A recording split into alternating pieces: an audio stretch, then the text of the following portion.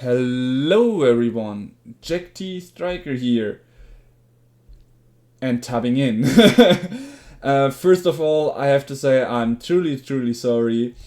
I completely forgot that I set it up for 19 o'clock and not for 20 o'clock as the time that I just came in kinda, or am now starting. So first of all, to everyone, I am very sorry. I will also mention it in YouTube. Hello Turtlefing. I should have written written a post in YouTube at least, so to let you know. I completely forgot that I set it up a bit earlier than usual. But here we are. So first of all, let's check if we even can participate in the traditional event or if it's already gone. No, it's still here. So this is definitely what we are gonna try again. So the one video that should have come yesterday, the stream, but had some technical issues. So we will be doing with the Airbend deck again, this traditional event, hoping to actually get the points here and the win. And if we do not manage to do that, I'm still thinking if it should be tomorrow or on a different day. But I will be updating a new deck and I will be trying that out to see if a different kind of deck would be able to do the thing that the Airbender deck wouldn't manage. But first of all, let's see if the Airbend deck can manage it anyways. Alright, with that being said, I would say let's try it out, right? Hey, Bexley! Long time no see. Alright, let's go. Did I? Actually, 1 second. I need to check if I did adjust my lands here.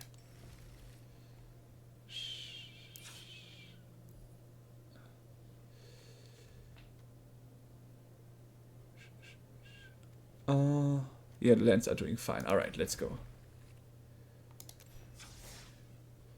Let's go for the event. And yeah, we go. With the event one. Alright. Let's try it. So, nothing much, just streaming as usual.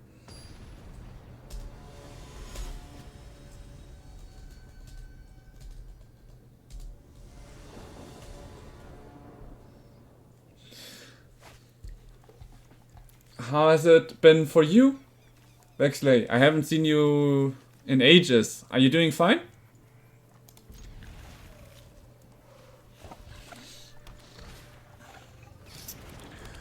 Okay, green blue but with strong chaser talent. Haven't seen that.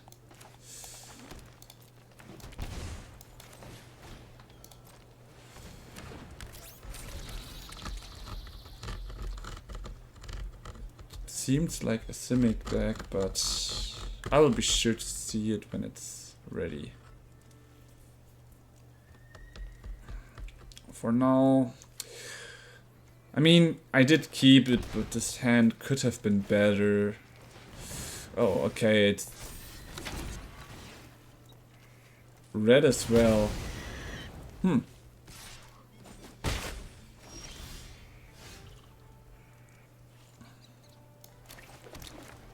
Let's play a dog and see if he will try to remove it as well. The stats are a little bit better.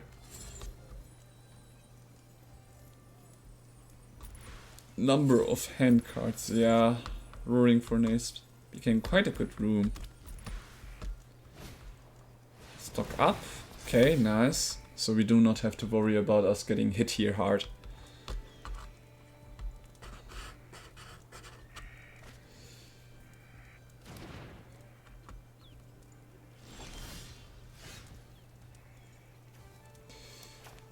I currently do not wanna pay mana. Mana, I mean life, though it would have been nice to cast both of them. Right. For now I shall try it with the...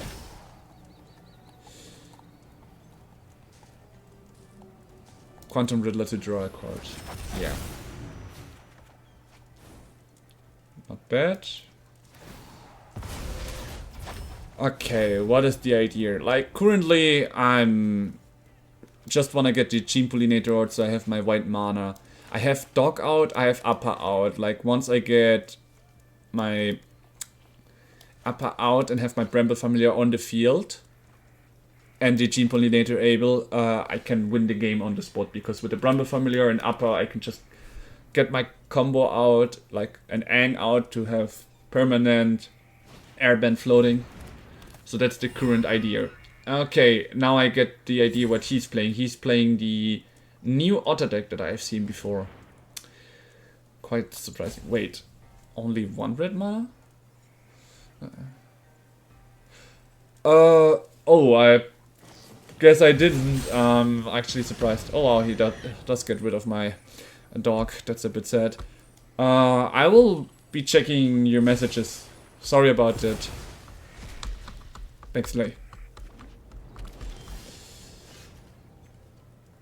So let's see, 1 and 2, and I can never play anything else. Alright. Or I play 2 and 2. You know what? Let's risk it. Here we play the dog again and the Bramble Familiar. If everything goes right, I can play the Quantum Riddler next turn.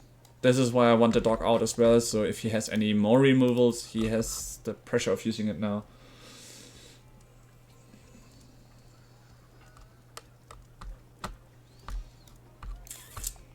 Free Vigilance is annoying though. Though again, I have 2 creatures now, I would only lose 1, so... Should I block or shouldn't I? I will try to block this. It is a mana dog, and I know how important the... actually it does come back as an enchantment. Still, it's better than...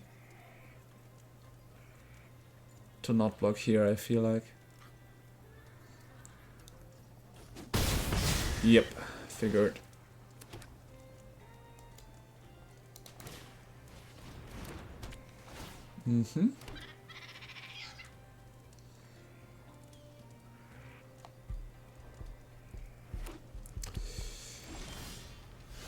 Oh, perfect.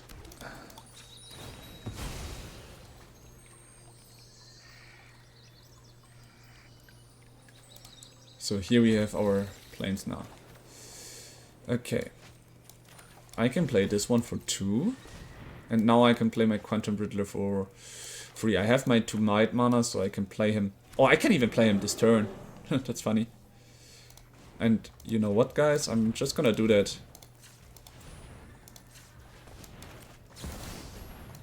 Let's see what he does.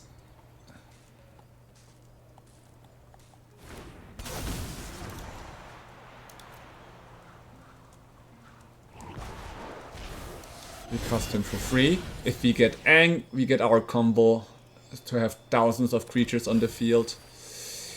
And we didn't hit him. Ah, that's sad. Alright, I feel like I should just get a Bechamel Cup right now.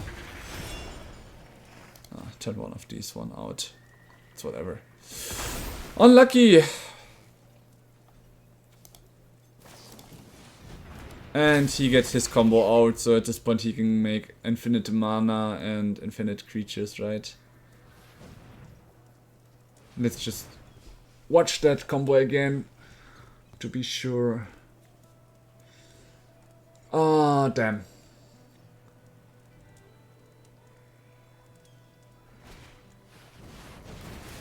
Yeah, so here he creates a lot of tokens that he can tap for mana. That's the combo with the Enduring Vitality. And because of him, whenever he casts a spell, they all untap.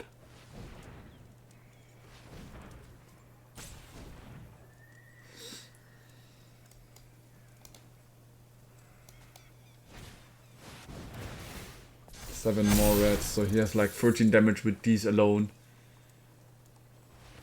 They all get +1/+1. Oh wow, they all get +1/+1 as well. And he can even use the Stormchaser's talent just to get mana back and get more spells. But you know what? I will still let the timer run out, because that's the best I can do. What I definitely need is removals for this Valley Wood color. He only had removal spells so far. I didn't see any counter spells. Yeah, well, I didn't hit my combo. He did hit his combo after all.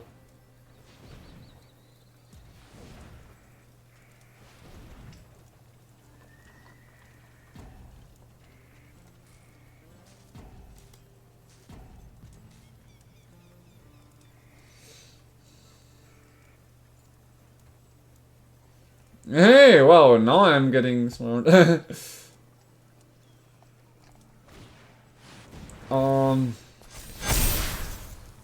Well, it's been going on, we could say. And for Feeks, no, it's my first game, and it seems like this is a loss for now. So we just move into game 2. But it's fine. Yeah. Alright, so we know we need some removals for that guy. We could need Rest in Peace against him, right? Yeah, I feel like that's not so bad. Because he likes this graveyard with the Stormchaser's talent. To intercept it? Well, he does create tokens, right? Alright. So, and his deck is fast, which means we cannot play this guy. Okay, this one is actually not such a good idea after all. And yeah, I think we remove 2 of the Airbend Ascension.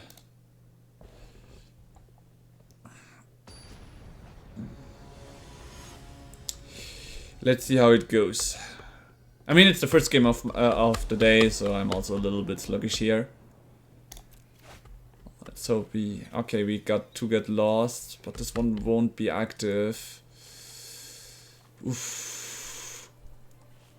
I don't feel like I can keep this hand. I couldn't play either one of those get lost. It would just be way too greedy. We keep this one though. We can put one Aang down. Nice. Let's say treat. So we can play the elf. Very nice. Alright. Okay, he goes with a slow approach.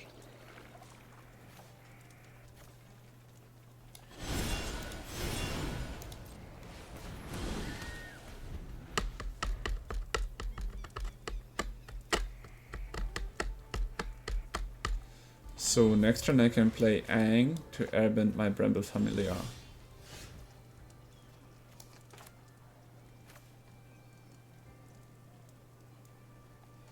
Oh no, I cannot because I do not have the mana for color for it yet.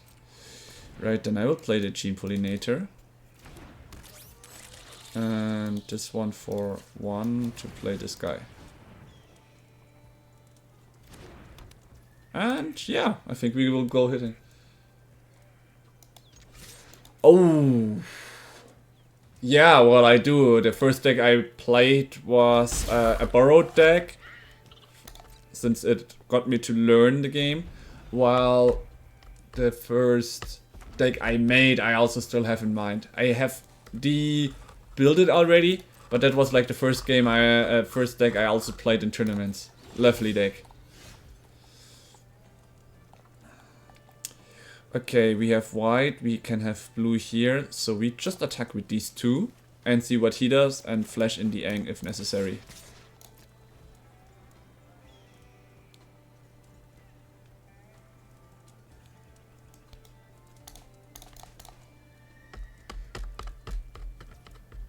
I could try to focus to get my combo out, but he has free mana available, so he could try to intercept it. I'd rather have my stuff as interception, as play stuff, you know, to make sure that if he does something to my board or to me, I can intercept it.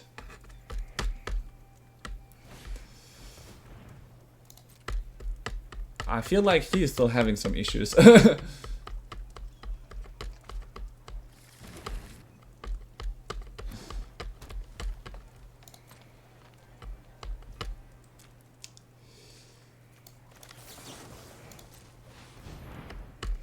Let's see, will my Aang get truth now or not?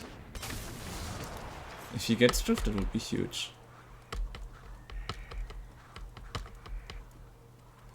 But probably not. Yeah, I figured.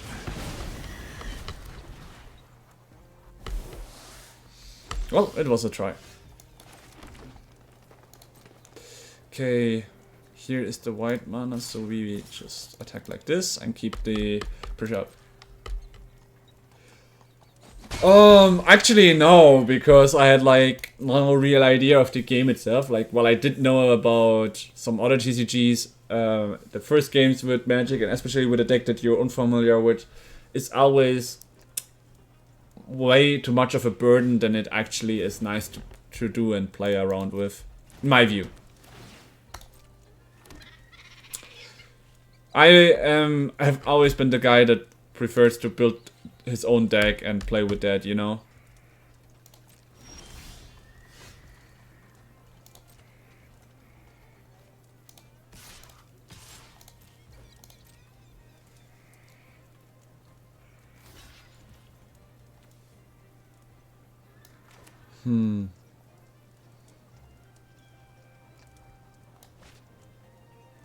Honestly, I don't mind losing that land over elf right now.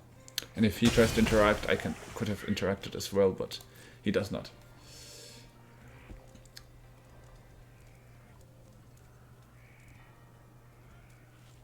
Back in the day, oh, I haven't been really interested in any expansions.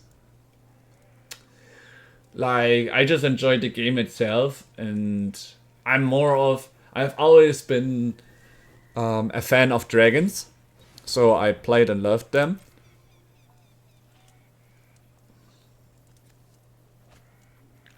But as for expansion itself, even back then there was the one expansion that had some interesting teams and all, like Lord of the Rings and all, but not really something where I say, oh, that was necessary.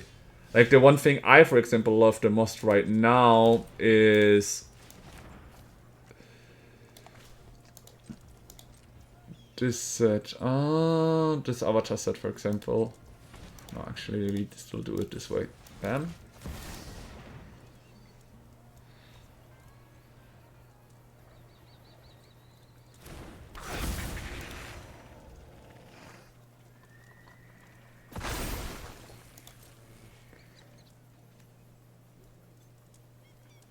Yeah, it's best of 3. Too hard to think. This is the traditional best of 3. We already played it, and I wanted a rematch, so that's what I'm doing right now.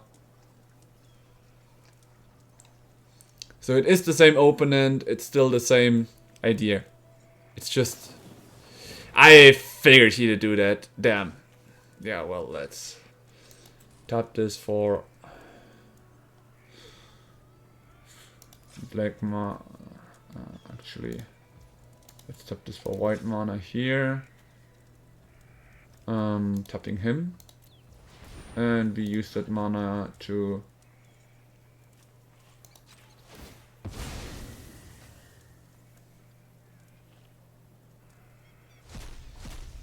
It wasn't much there, but better than nothing.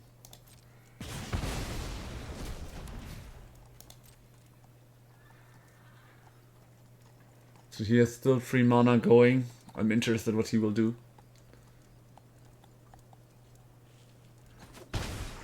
Yeah, I mean, they're playing it carefully, but I think he just wanted to get my mana out so he can start playing his stuff next turn. Wow, patchwork formation, really? Okay. He also played with his sideboard a bit. And stock up. Okay, I still have 4 mana. But I do not have my second white for the upper. I'm a little bit mana starved while he's looking quite good. This is... He intercepted my combination so far. Oh, this is gonna be interesting. It all depends on, can I intercept him or can he finish his plan with his combo. I prefer playing my own deck from scratch. Like, I'm an ambitious guy. I always prefer to, like, I love to take ideas and put my own style into it. It sadly didn't work that well in the airbending deck, for example, but it was still nice. Well, I will still tap this one for 1 mana.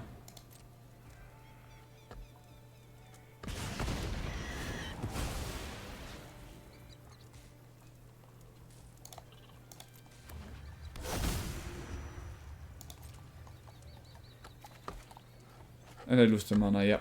Figured. Well, it is what it is. He gave me my land back. I'm surprised he didn't go, but he probably just wanted me to lose the mana that I had available.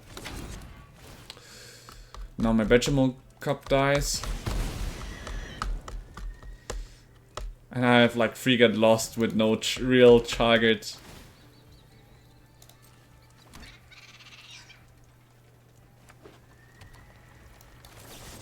It seems like he's getting a lot of lands while I'm getting less lands, but he did use the stock up before, so he's way better.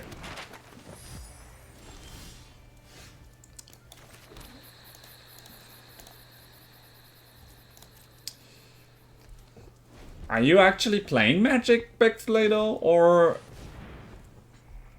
are you not into Magic itself? Like, I haven't really seen or heard from you that you play anything. I'm asking out of curiosity.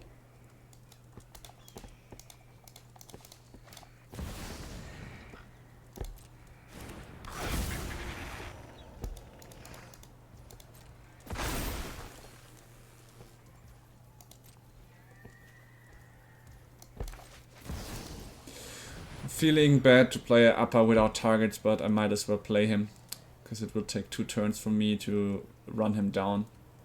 Well, once he's on the field, while I still have my Get Lost available for the case that he brings out his little otter that untaps his otters or his creatures or whatever.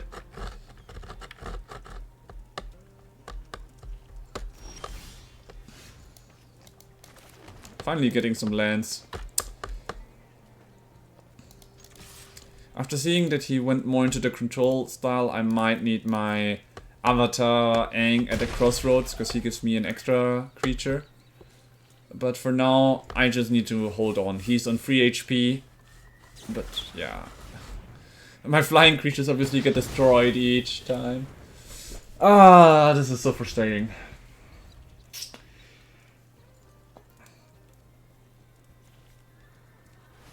He just removed all of my creatures one by one.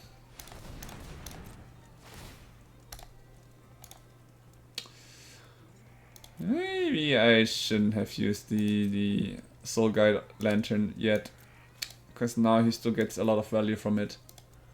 From his graveyard, I mean. I should have waited for it to have one of his drawing cards, like the stuck up.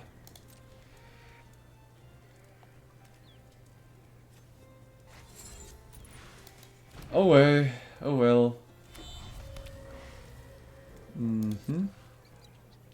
I'll get my first damage this game.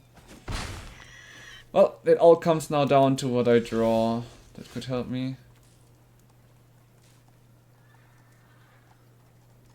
For now I will keep him in the hand.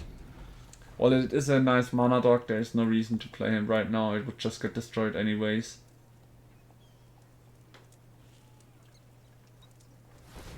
Okay.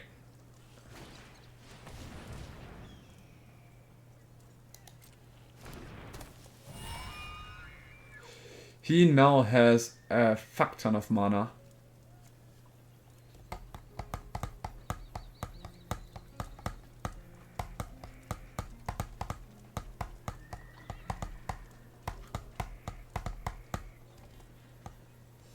The thing is, this is not the most important one. While this one enables him to do a lot of stuff, the real target for me is the otter. Like, once it comes onto the field, I need to remove it as sub.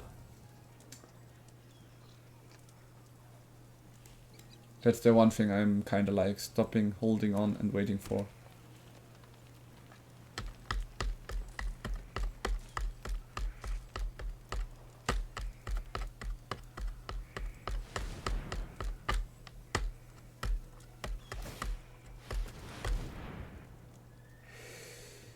Yeah, well, that's also an option, but nope. Not gonna allow that. He spent the mana now for an enchantment upgrade that I just destroyed. I think that was quite worth it. Right. Ooh, we still had the Quantum Riddler, but we have not the mana to cast. Ah, we do not have our blue source out yet, and this is also not active because I need a plains or an island. Yeah, this hurts a bit. Let's play the Bramble Familiar for now. Issue is, this one having Vigilance is also such a great blocker. Oh wow, he actually still had mana and an encounter spell. I'm surprised.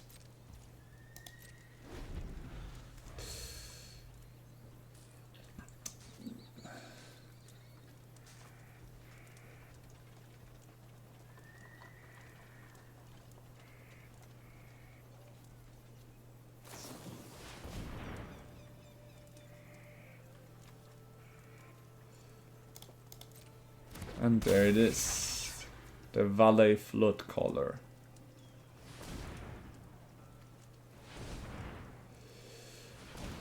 Tapping for mana. I can't intercept at all.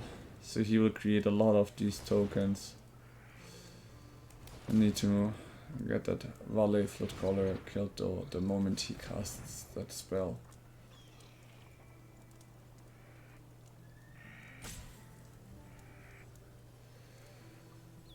Oof.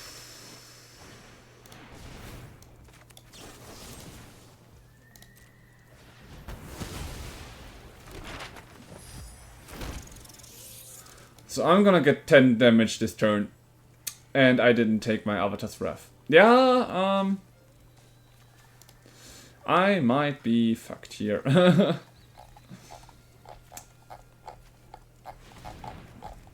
Bit unlucky with my combo getting intercepted after all.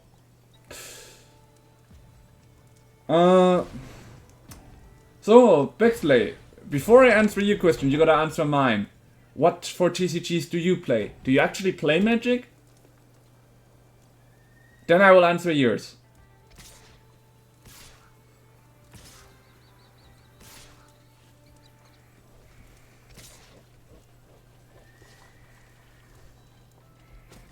He keeps 3 of them, are we able?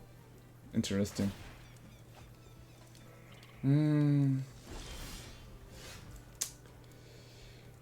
I really wish I had a lightning bolt right now.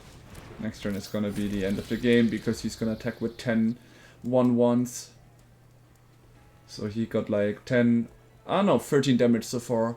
I might still be able to survive unless he has another one of this Song of Totem Tans. Funny card. Ah, he had another Valley Flood Caller. Oh, works.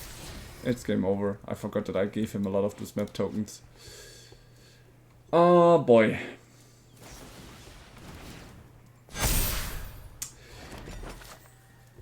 Yeah.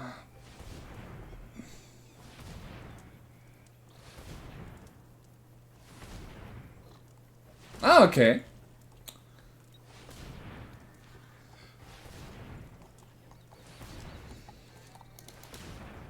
Okay. He's just playing with me right now. It is over with all of what he has. He's probably just gonna untap and attack me. It is unlucky, but he controlled it too much. Ding. Alright, we got 4 more games remaining. Well, let's do this as a warm-up trial and let's see if we can get to 4 wins at least. Ah, to think that I lost against this Flood Caller 1. Sure, see you in a bit. Too hard to think.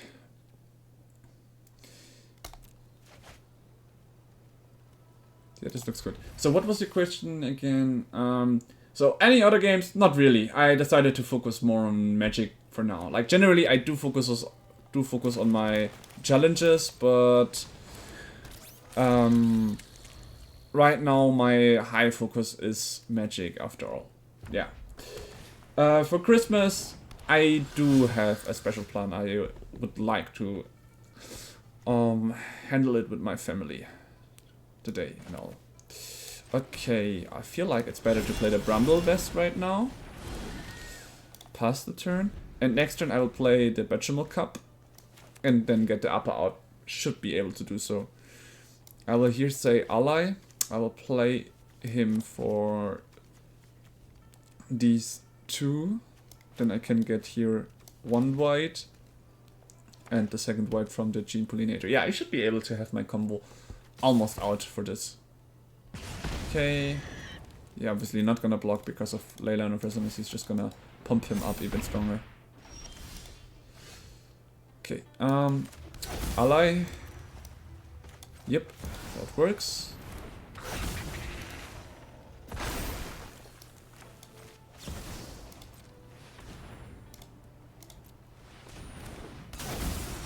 Oh shit. Well, let's get this one out.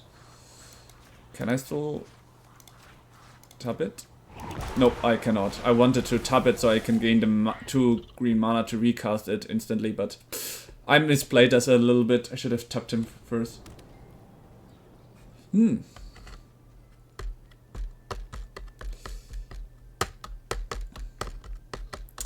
At this point, since I'm not sure what for upgrades he has, I might need to sacrifice my upper against the Hired Claw.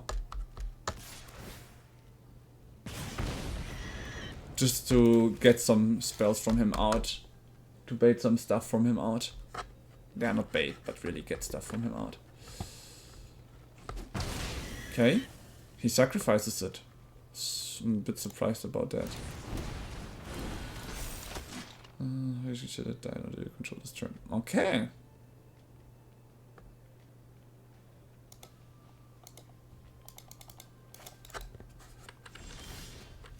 Ooh, nice. We got our dog. Okay, here we pay to life. We cast the dog and let's see what he does in response to this. Oh, he has no responses. That's great. Let's see. We find Aang and this game is pretty much over. So here I'm gonna play the Bechamel Cup. I'm now gonna pump these lands up as much as I can.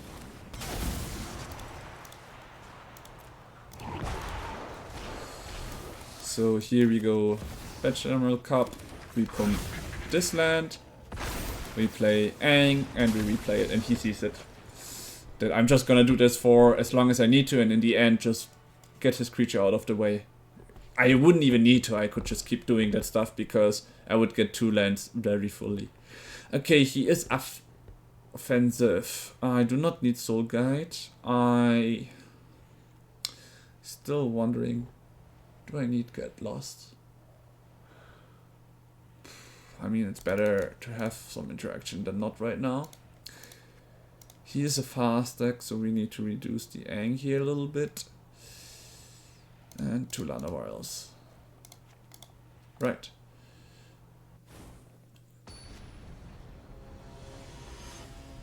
Expressions. Let's talk about this later. I would really like to enjoy the stream, if you get what I mean. Okay, I will say allies here. And this one for whatever. Okay, this looks fine.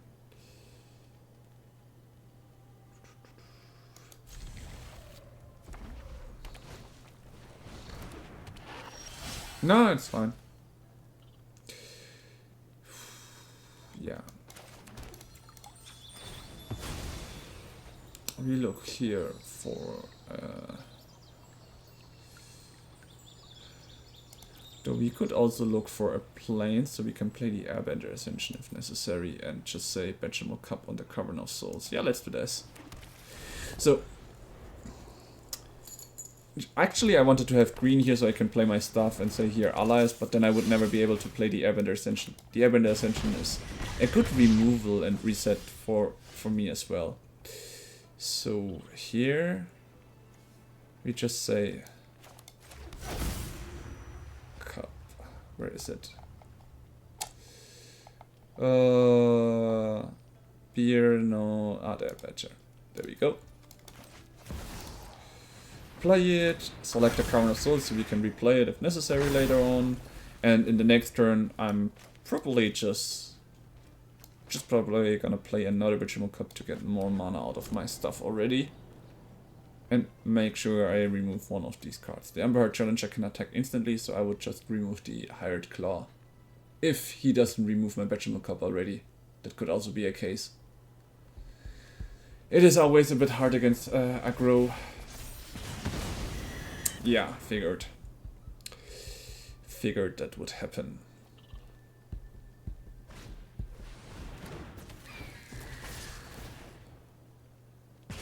Oops. Okay. So I can play this one and get 2 mana out of... yeah, I think I'm gonna do this. So this way I can play the Benjamin Cup again. Select this land and then use it for Airbend Ascension. Since this one has haste and I will have a blocker in the bottom, I will just remove the Hired Claw. It's the best way to get one more turn. If I survive without having to use the Benjamin Cup, which I don't expect. Oh, okay, I do expect now to survive a turn, because he didn't play a spell, but he played that one. Oh, what? Oh yeah, that works. That's 10 damage in the air. Okay, he is way faster than I first thought. Okay, what do I do against someone that's so fast?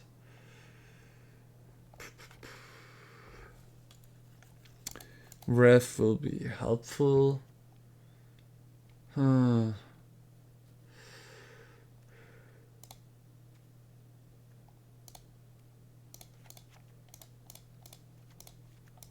the Avatar Ref is important. And this one on 4 as well. And these two are combo pieces, so...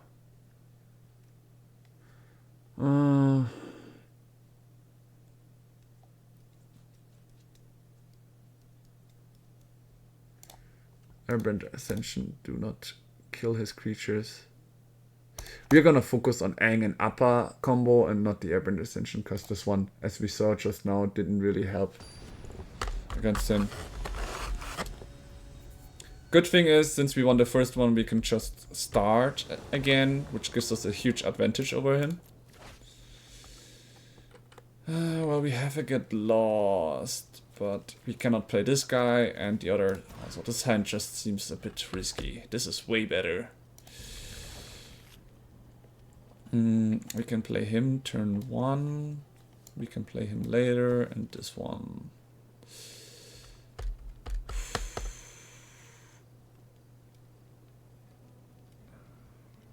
Yeah, let's get the dog out, I guess.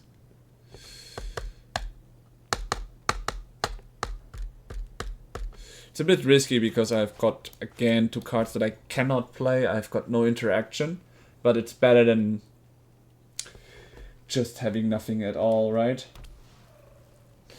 Okay, so he starts with a lane line of Resonance. Terrible, but what can I do? Nothing, exactly.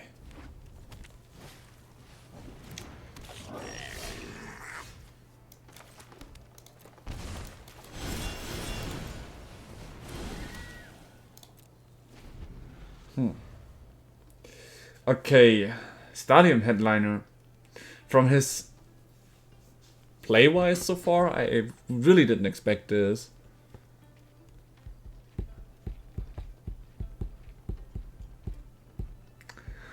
We currently have 4 mana, which is nice. We are still missing our white source.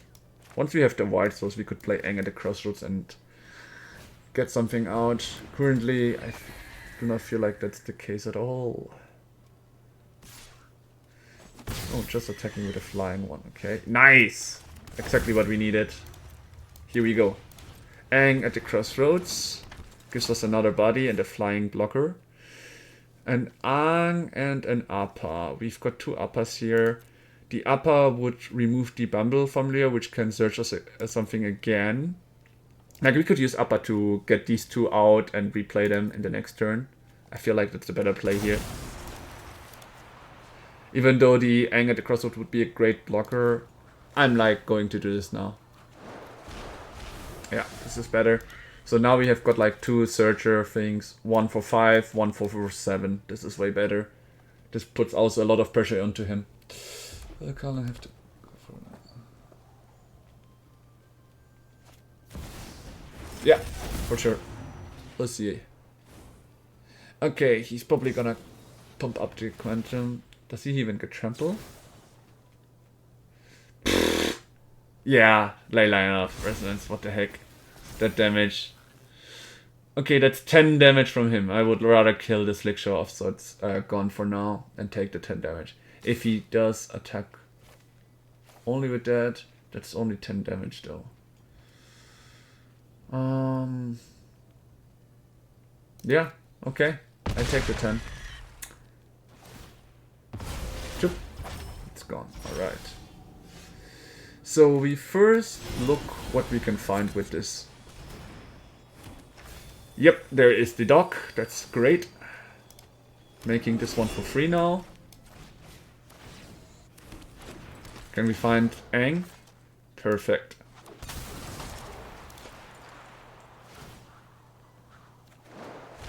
So we can play him for 2 and then it would be over, sadly.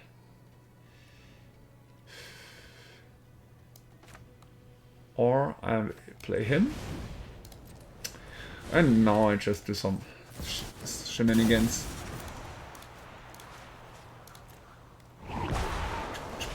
So let's see what else we can play.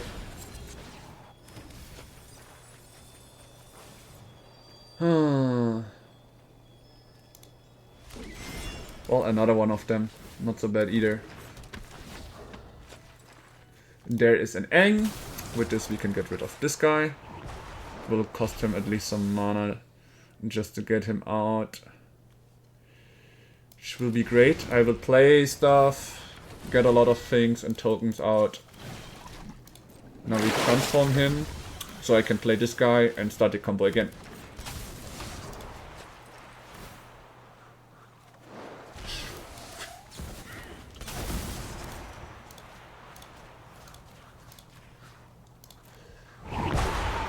So, and now this is where it's over, because I can now play him for free, play the Aang for free, get another creature out.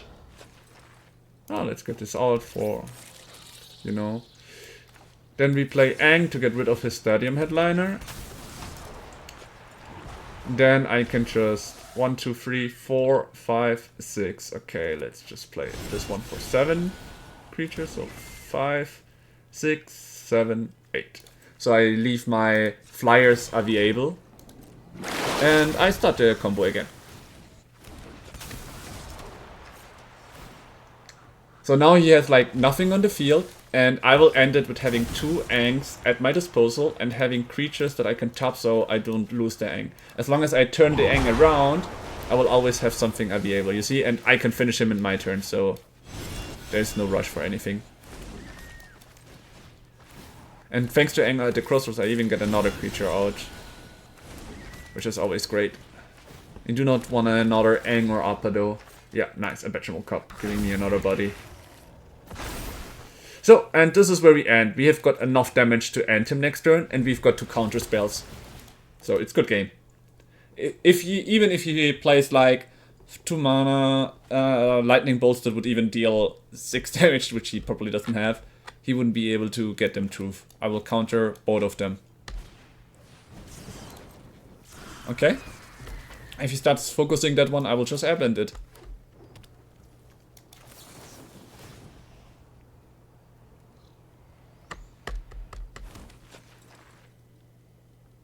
So here I can airbend a creature. So now that he went to the combat phase, if he doesn't have a protection spell, it's over. Yes! Oh. Smacked him hard.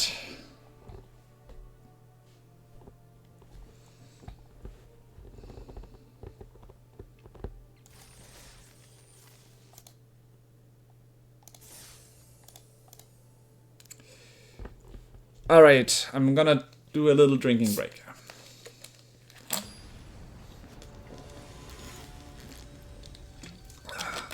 So we could say in the game 2 he got lucky with my lance and the interception. But in game 3 I showed him that it can go otherwise. Okay guys, this is such a fucking risky hand. But I love that I have a Bramble Familiar and so much mana on the hand. So you know what? Because it's a surveil land and it might be slow, I'm just gonna fucking do it. It's so much mana.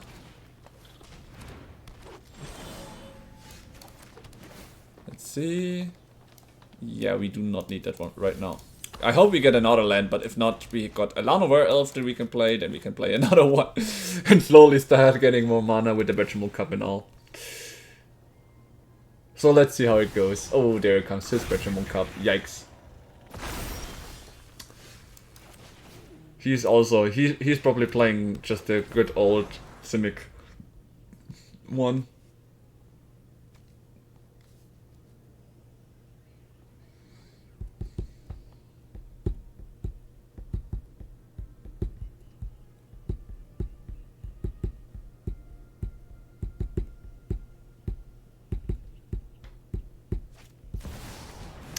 Yep, Aura Void. I didn't expect otherwise.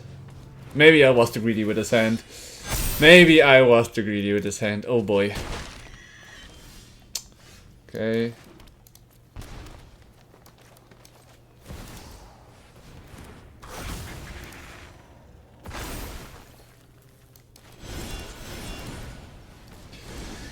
Oh. Well. Now I got some stuff out as well. The question is, will I survive one more turn or not? We'll see now, but it doesn't look good. It seems like I need to sacrifice one of my creatures. Question is what? I have 2, 4 mana, 5 mana for next turn necessary. If I sacrifice this guy alone. Yep. 3, everyone gets so much more. So this is 15 damage already. So I need to block both of them now. If I block this guy, it's 14 damage. I would survive with 1 HP. Alright, let's go. If I don't get anything good, it's over now anyways.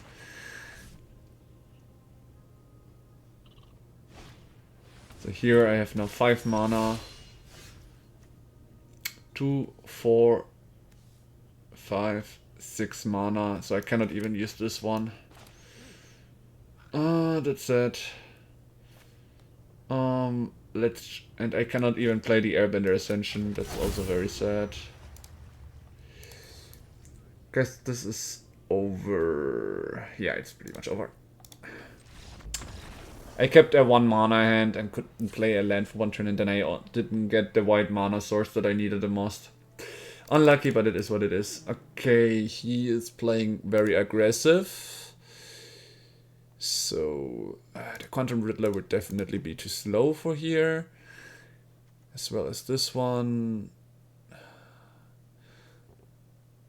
Cannot really stop much there. Can't as well. Airbend Ascension is nice since he is not playing hasty. Reduce this one by 2. And the Bramble Familiar by... No, this is our tutor. Yeah, we can remove the elves, I feel. No, I need them. I need 2 of them. Move these and this for once. Alright. Why am I removing one of my uppercase? Because he is very fast. While I do want to get my combo as fast as possible to win and turn it around, I think it's better if I just focus on a little bit interaction. Like, that's why I got the Get Lost. So I will be focusing more on hindering him in getting his field out. So we have both of them that are looking for planes. So we just get the planes here, so we have these 2 active. And then we have all 3 colors we needed. Turn 2, Hushwood merge into Vegetable Cup. And we'll see what else we get. Okay. Nice. So this one it will give us 2 mana. So we play him or this one, we can play him for 2 and then airbend him and get our own combo started next turn already. He's probably playing the same as before, just getting his Bechamel Cup out as well. Yep, getting more mana and Oroboid out as fast as possible. The usual plan, I guess. Ooh. Right. We still follow that same plan.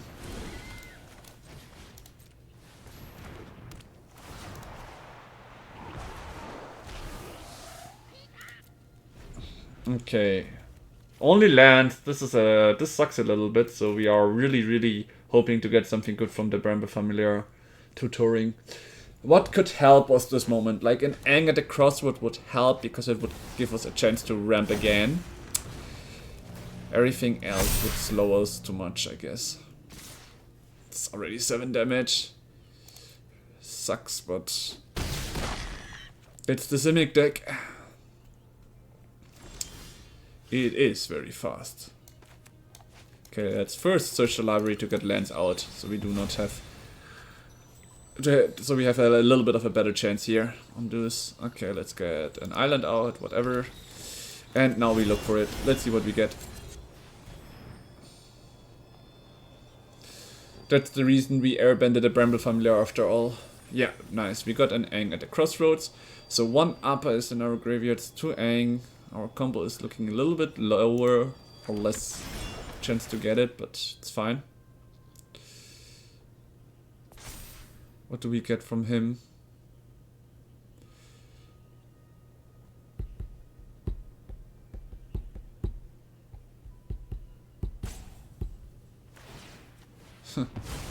Exiling a creature. Ah, really? Yeah, this is like the worst drew I could have gotten here. Well, I can play him again, at least, but it's really not what I was hoping to get out of this. Because he's now maybe playing again the counter enchantment, getting way stronger with his board that he can just start hitting onto me.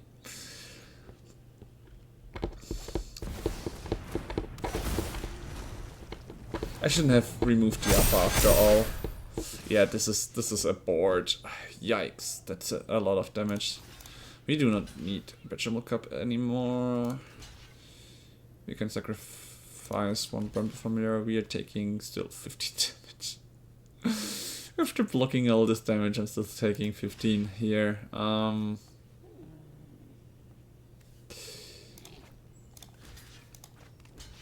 7 damage.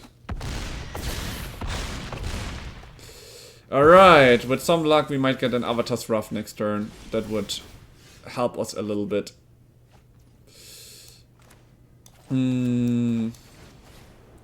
So much about the luck, right? Well, it all comes down to this little search again. What do we get? Yeah, this is game. Alright. Simic aggro is fucking crazy, holy shit.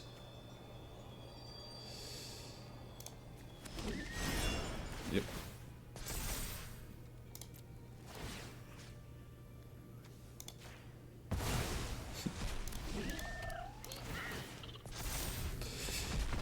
Even if I removed one of the Oroboid, it would just keep getting the damage. Oroboid is so strong now with the Bechamel Cup.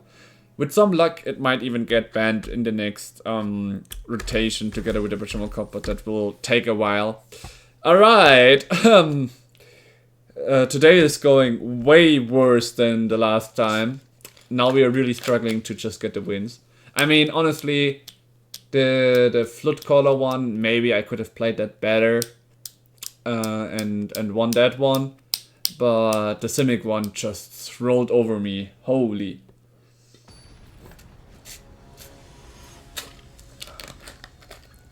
Also have to say that we are a little bit unlucky with our drops so far. We searched with the Bramble Familiar 7 times and the Aang at the Crossroads 5 times and could sometimes not even find our combo. That really sucks.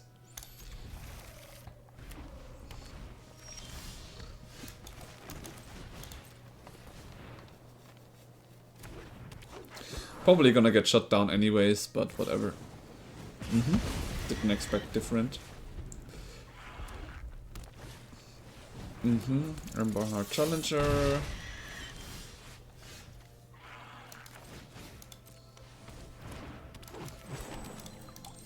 Here we look for white.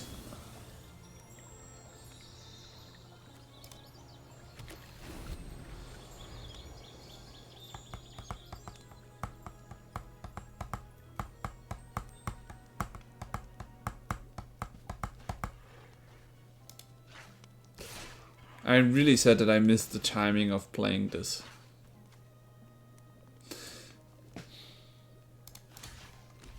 Yeah, I'm fine with blocking with my Llanowar Elf right now. Not taking any damage this turn. Ooh.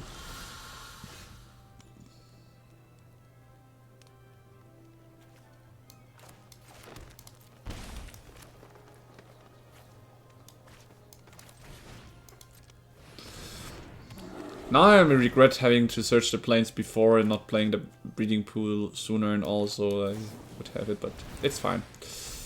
He does 1 damage to himself thanks to the Magebane Lizard. That's funny.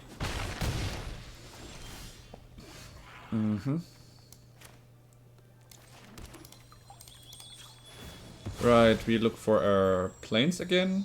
It comes untapped. Then we are playing our Llanowar Elf. And we do not have the mana for the dog. No, boy. Alright, if everything's going according to plan, I can just play my Aang at the Crossroads. Oh, wow. Okay, 6 damage, 7. Okay, I'm still alive. He can play finally a land. Boy. Okay. Wait. 2 mana and 4. I could play these 2, but that wouldn't do much right now. So let's just play Aang at the Crossroads and see what we get. We could get some buddies. A Bramble Familiar. Yeah. This works. So now we have like 2 blockers here. If we can make sure that our Bramble Familiar stays alive, then we can start our shenanigans next turn. So that's kind of the focus right now. Okay. Let's see. This one blocks here. This one blocks here. I will take 2 damage only. And hope he doesn't have a lightning strike at hand. He does! Okay, this is red after all, I figured. Maybe it was too greedy to keep the Bramble Familiar.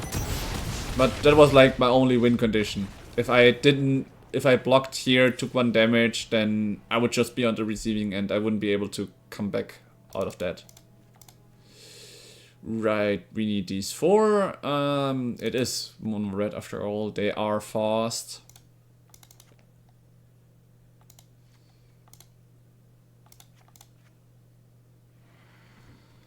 And we removed the complete Airbender Ascension.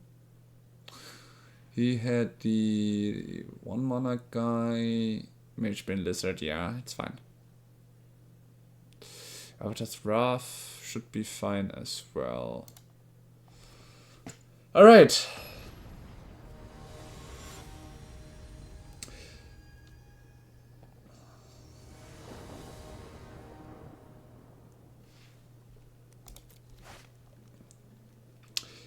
So we have a Get Lost that's active and an Aang.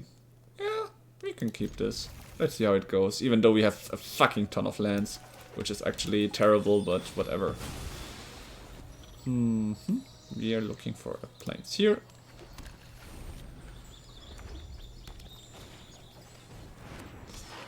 Hired Claw. Not seeing many issues with it right now. The usual 1 damage attacking thing.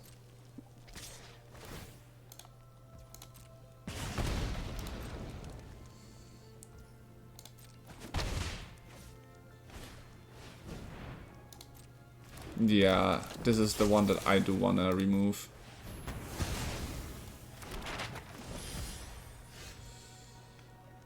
I just prefer it gone. And drawing 2 lands with such a start is terrible. Oh my fucking god. Could it be more awful? Well, maybe we're lucky and he uses the second one as well onto the Hired Claw. That would be great. Ah, he doesn't sad. Well, this is the moment where we just airbend it away.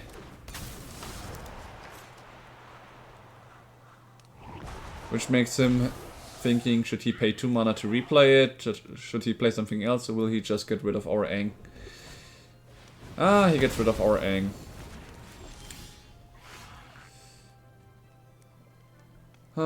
Let's play a Plains. Why? So we can have a flash in the upper if necessary to block something away. Drawing so many lands. Oh, really awful.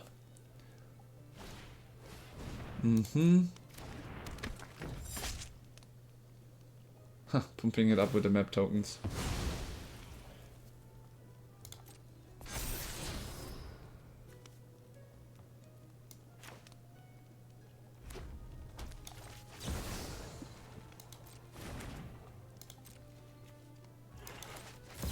Right, here comes our upper. And what do we draw? And get lost, that's nice. Let's get our lands out. Fable Passage is so good in such matchups where you draw so much lands to make sure you draw less. Getting them out already.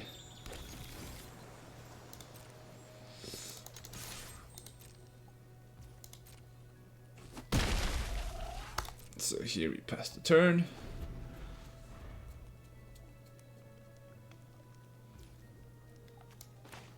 He's already moving into combat. I like that. Goodbye, Razorcord Needlehead. Since it's red, I know that he can have no protections for those things, so this is very nice. Though I do give him the chance to draw more cards. Ooh, really? He starts with playing Legend of Roku? Huh.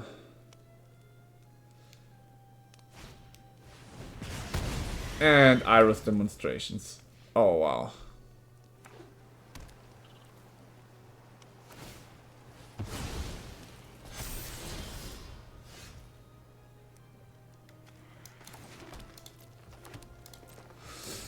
We get another upper. Well, at least something. But I really do not like how to see so many lands here. I could flash it in, but it wouldn't help. This guy has menace, so I cannot even block that guy for now. He's probably gonna play Roku now. And accelerating quite a lot now.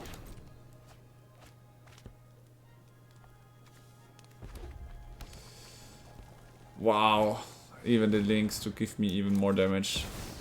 Ooh boy.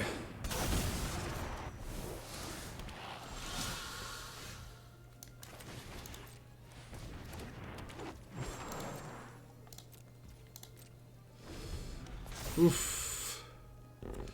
5, 6, 7 mana he has. Plus he has the Rockfile Village that gives one of his creatures +1 in haste. Oh boy. Yeah.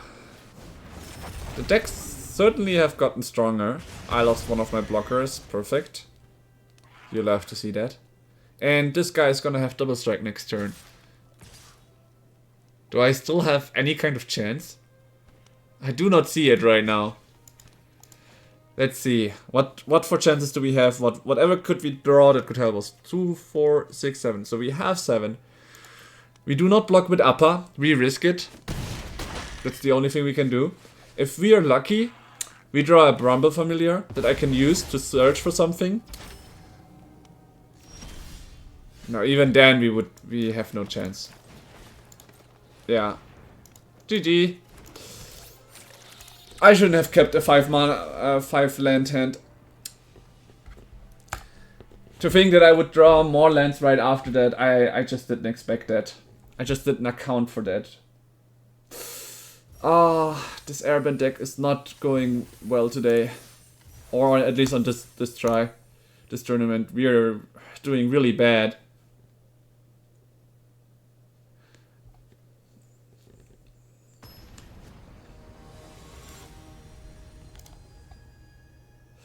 Last game of this round. Let's see if we can do another round after this one.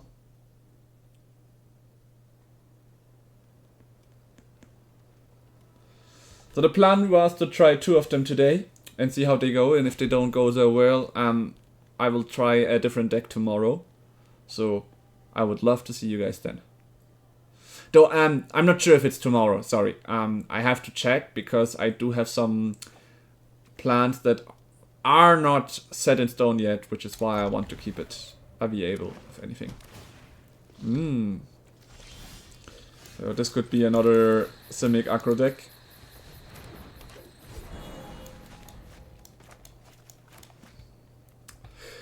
I remember the first time I was playing in such tournaments, I was coming with one of my quite worst deck, and then there comes someone with, how do I say it, very, very crazy decks. His deck was like, okay, he had like 100 cards, and I was like, how are you playing that? We are not even in Commander. It was so crazy. Some guys really have some very, very crazy decks.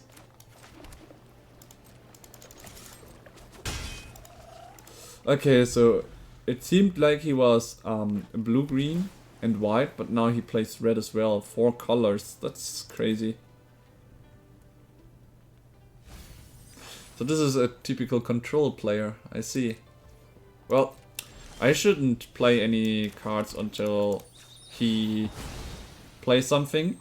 That's the best way you can do against them. And I feel like this deck has the best chances against control deck. But we'll see if that's true soon or later.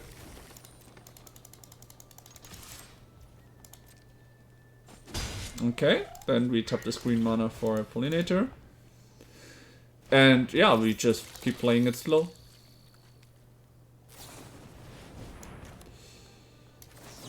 Okay, we protect it so he doesn't gain life.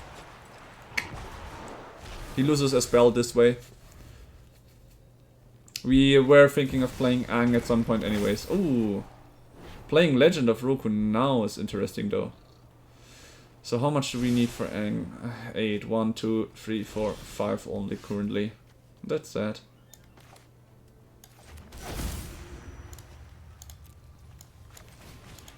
Play this one.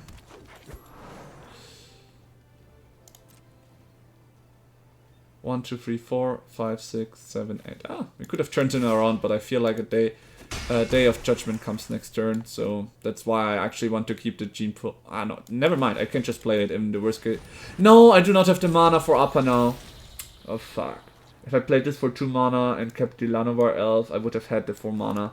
Now I have my entire board on the field, and shit, that was a mistake. If I didn't play the Gene Pollinator and kept the 2 mana, I could have played my Upper now to protect my board.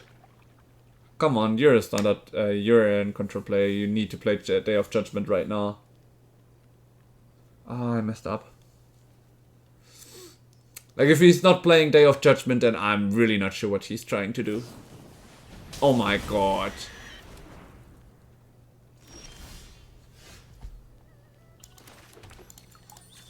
You have a dog here and an Upper in hand, and we just lost our combo piece. Oh, because I didn't left the mana open.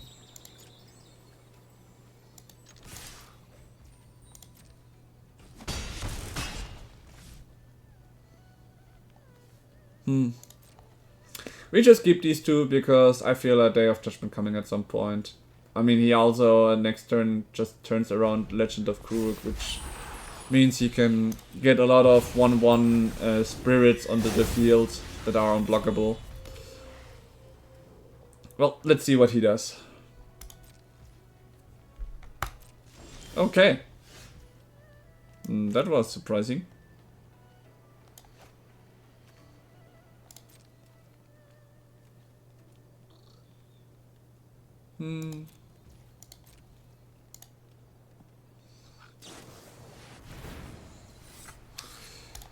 I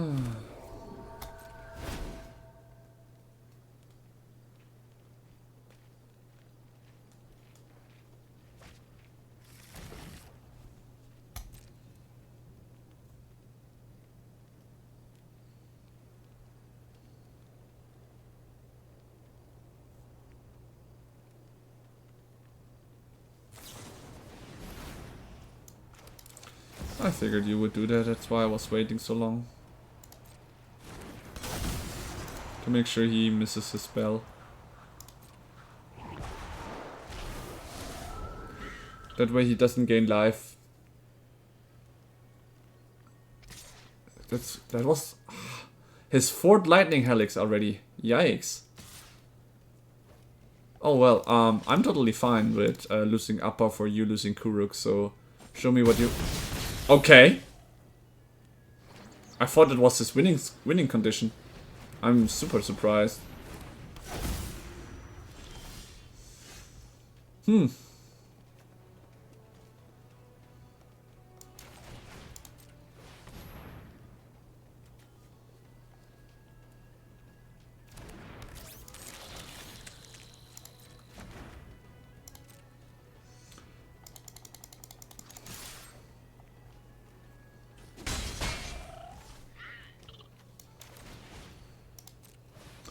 Does he have a no more lies?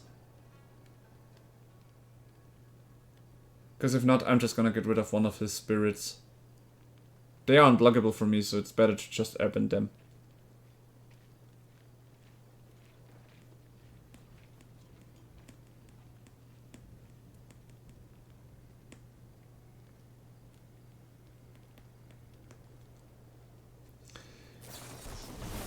Yeah, I figured. Typical control player.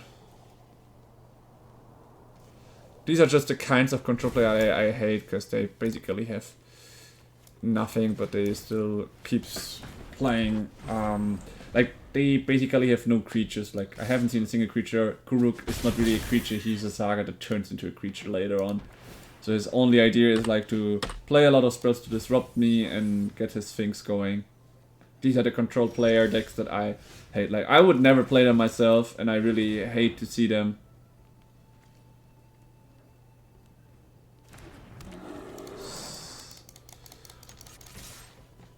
Just kinda boring. But it is what it is. I always stay hydrated. Yeah.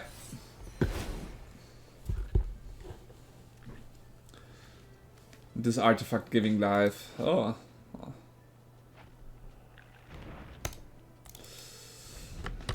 Like, I like to play control myself, but all my control decks work with creatures, which means you have a clear picture of what you need to go for, right? These are like, you play for whatever to find one creature of thousands, kinda. Feels terrible and awful. Hey, he didn't even attack with his unblockable spirits. What is this? What's this idea? 1, 2, 3, 4, 5, 6, 7, 8. Okay, he has 9 mana. He wants to destroy my Cavern of Souls and return my... Well, yeah. Well, first of all, I'm not gonna let you deal 4 damage to my dog.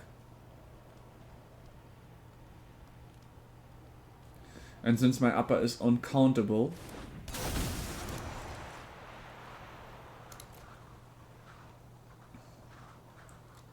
You can throw your counter spells in. And keeping these spirits as if... Ah! So he was... It was return, okay, well that's even better for me, I can just replay him. Well, thank you.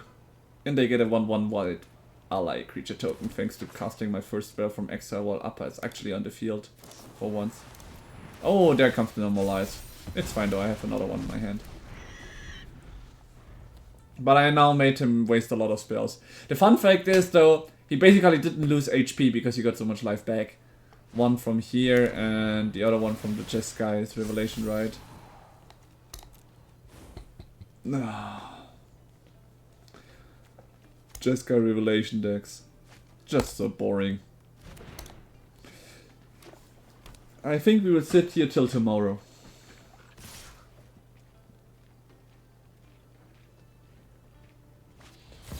Yeah, another one comes. Oh, how lovely.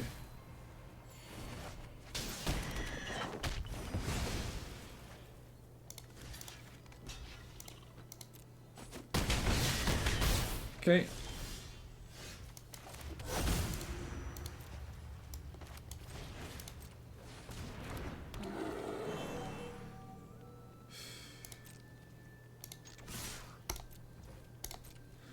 Next turn I can turn him around. Ah, maybe I shouldn't have attacked. I should have just kept them and flashed him in and turned him around.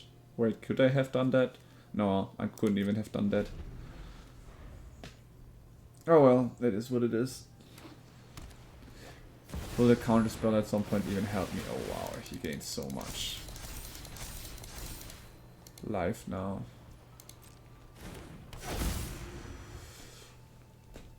No. I also threw once again terribly.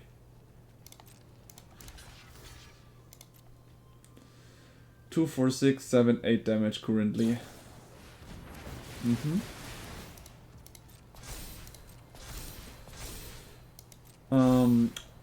3, 6, 8 damage if I get one of them away so far. So, will he play another spell is the question. If he plays another spell, I think I'm dead. Okay, he doesn't do yet. Probably was waiting for my Aang to show up. Then again, I cannot block with him anyway, so 6 damage, 8 damage. He just needs to cast one spell, which he probably still is easily able to do. Yep, and here we go. Next game. Ah, freaking control players, but good thing I have a lot of Voice of Victories. We have Spirit Watcher Revival, Detect Intrusion. We have a lot of counters to that. Since it goes slow, we do not need the Llanowar Elves. Heck, we might not even need the Gene Pollinators here. Phew, does it help to get rid of anything in his graveyard? I don't know, let's just put the soul in because I have no idea if it would be useful or not. Alright. Boring warm-up over, now let's get into the business with our sideboard. Let's see if the Voice of Victories can handle it for us. It would be great if they could.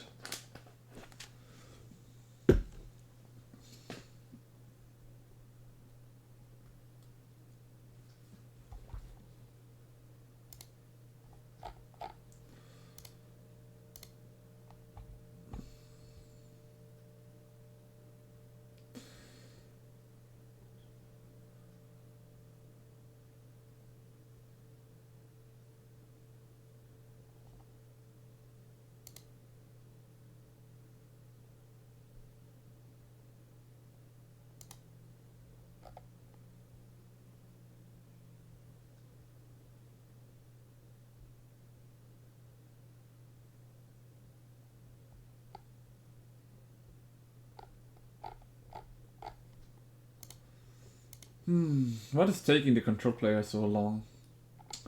I feel like something ugly is coming up.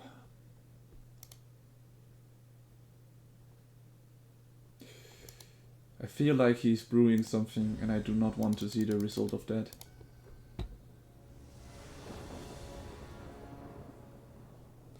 Alright. Yeah, totally a mulligan. Just we can keep. What do we turn down? Like the dog so early won't help us. I feel like we just put the dog down onto the bib.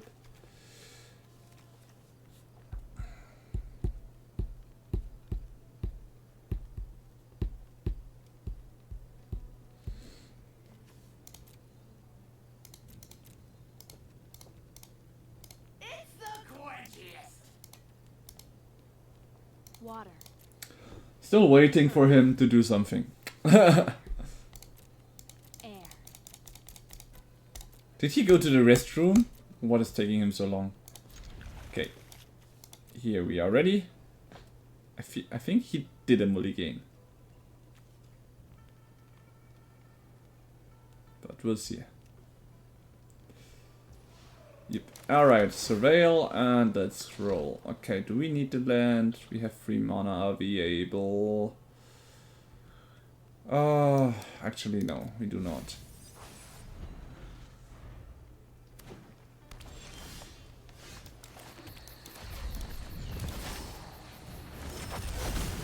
We draw a card, nice. And there is the dog.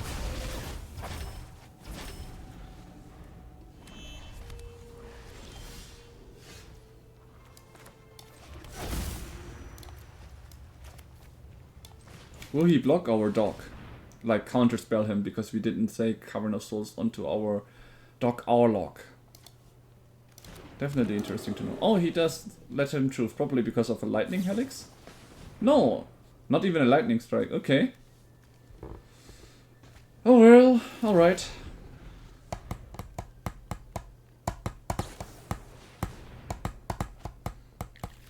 Okay, he was probably still looking for a land, right? Yeah, there it is.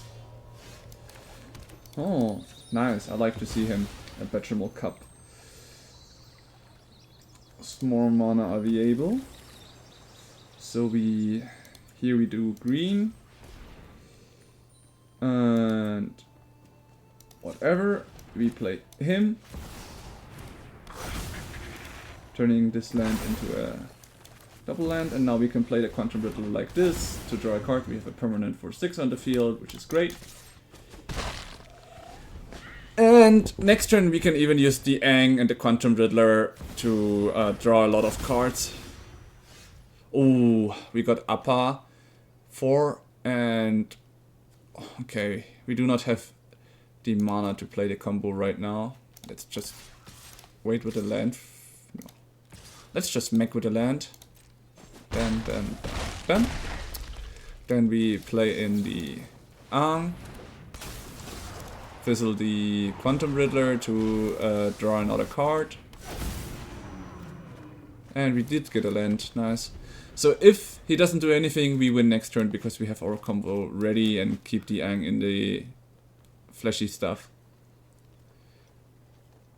I should have left the land after all because I would have had a detect intrusion ready for the case of board wipes. Yeah, I fucked up. Losing the board here. It is what it is. Right, Betramal Cup onto the Hedge Maze. Then we play these. And we smack him for 1 mana.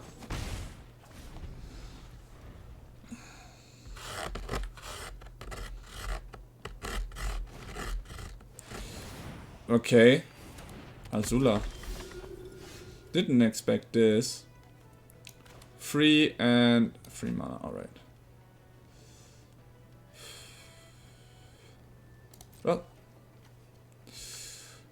Well, it is 2 mana, it also is a Surveil land, so let's just go smack him with the Surveil land. Oh, perfect. Now we've got green, blue, white, green, white, blue, green for Aang for a counterspell, and a second counterspell by just returning this Hedge Maze. Oh, he wants to go into combat. Yeah, no dude. Not allowing you to go into combat with an Azula here right now.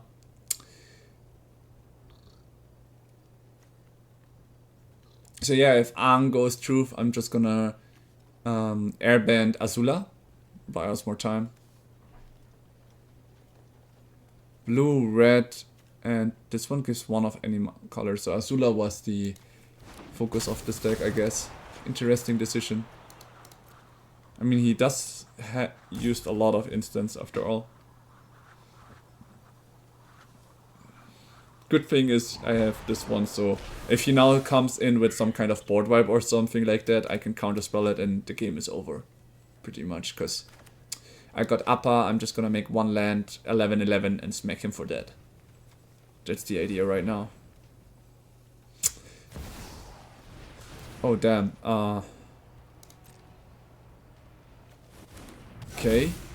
Gaining another life and replaying the Azula. Yes, okay. I'm still winning next turn though. Because I didn't have to use my Detect Intrusion. Yeah, this is game. I can now get one land up. Like, if he had a board wipe, it would have killed me. Because I just realized I would bring a land back and I would just perfectly have 4 mana, so that means they wouldn't have a land ready. But now, like, I can play him and still play the upper if I want to, but the idea is I already have what I need to finish the game. So we just focus on ending it now. So please say good game. No. Here, good game. Because he only has 1 mana and I doubt he has anything to focus our stuff elsewhere.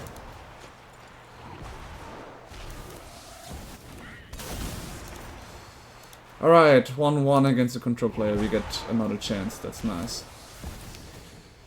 I just need to do this fast now, it just takes a while.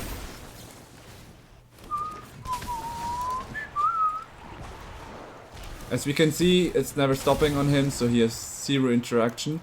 If he had an Into the Flood Maw, then I would probably lose, but I bet he does not, because he would have played it by now.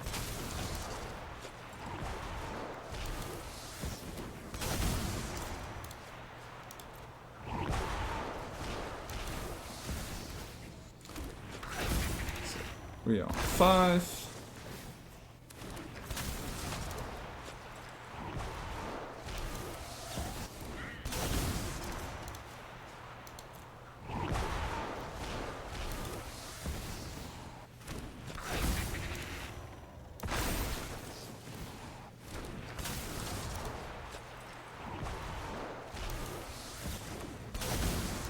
I'm probably sure he doesn't realize how he has lost this game already, but I will make sure to show it to him.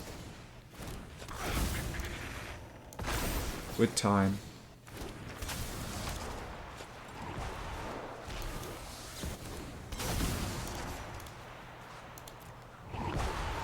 Alright, 10 more times and we are finally done.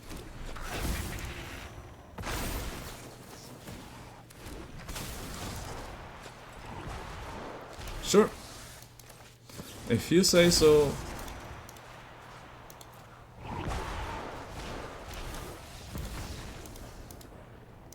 I can do this all day. Alright. He accepted it. That's nice. I mean, he did play Azula, so he probably is pretty greedy, but I feel like our sideboard is doing fine so far against control. The Voice of Victory are there. We've got... I'm not sure what we could miss to finish him. We have got everything that I would want to have.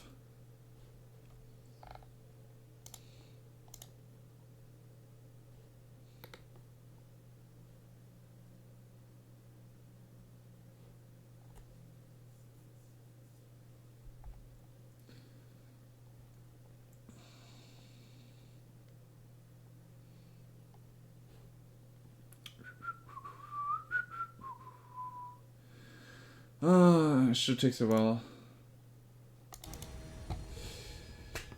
1-1. Let's make sure to win this one at least.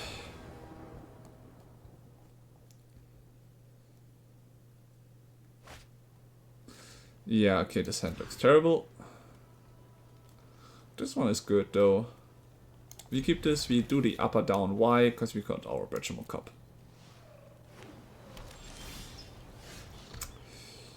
Okay.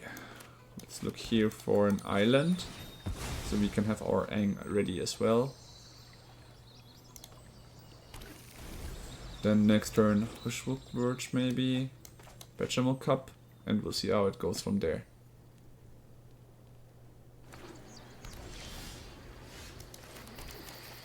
Tapped land. Love to see that.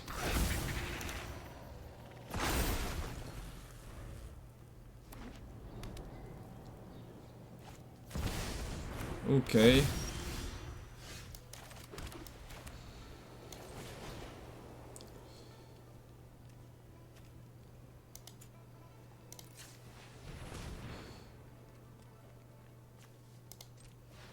this one, and the dog.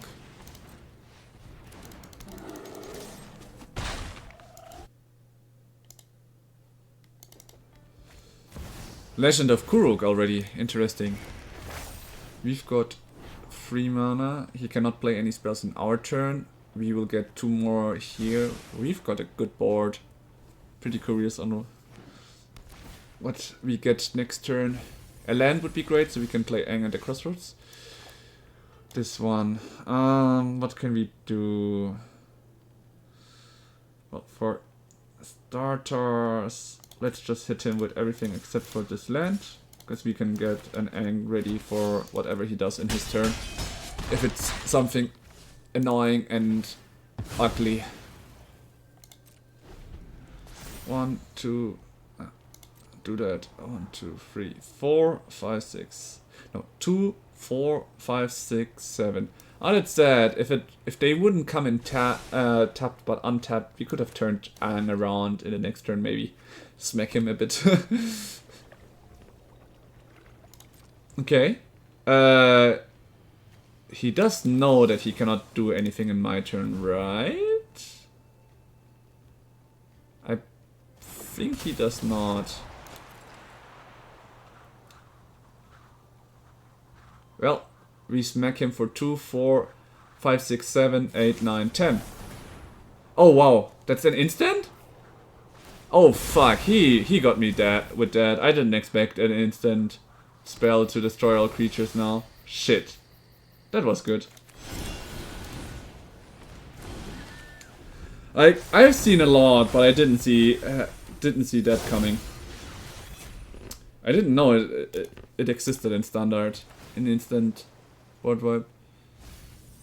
Costs exactly 6 mana. He didn't miss a single land drop, I guess. Well, that's so nice.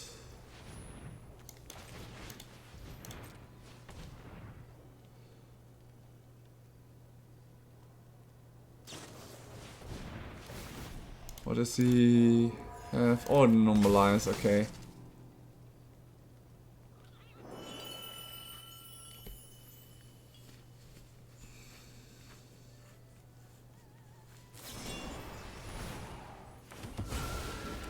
Works.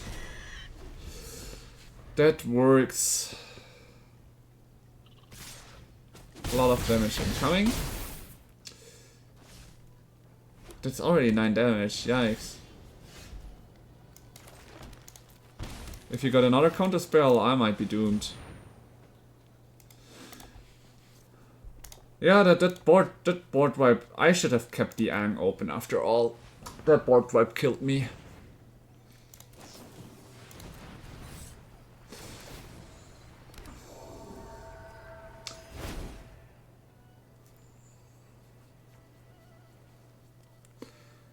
One, 2, 3, 4, 5, 6, 7, 8, 9, 10, 11, 12, 13.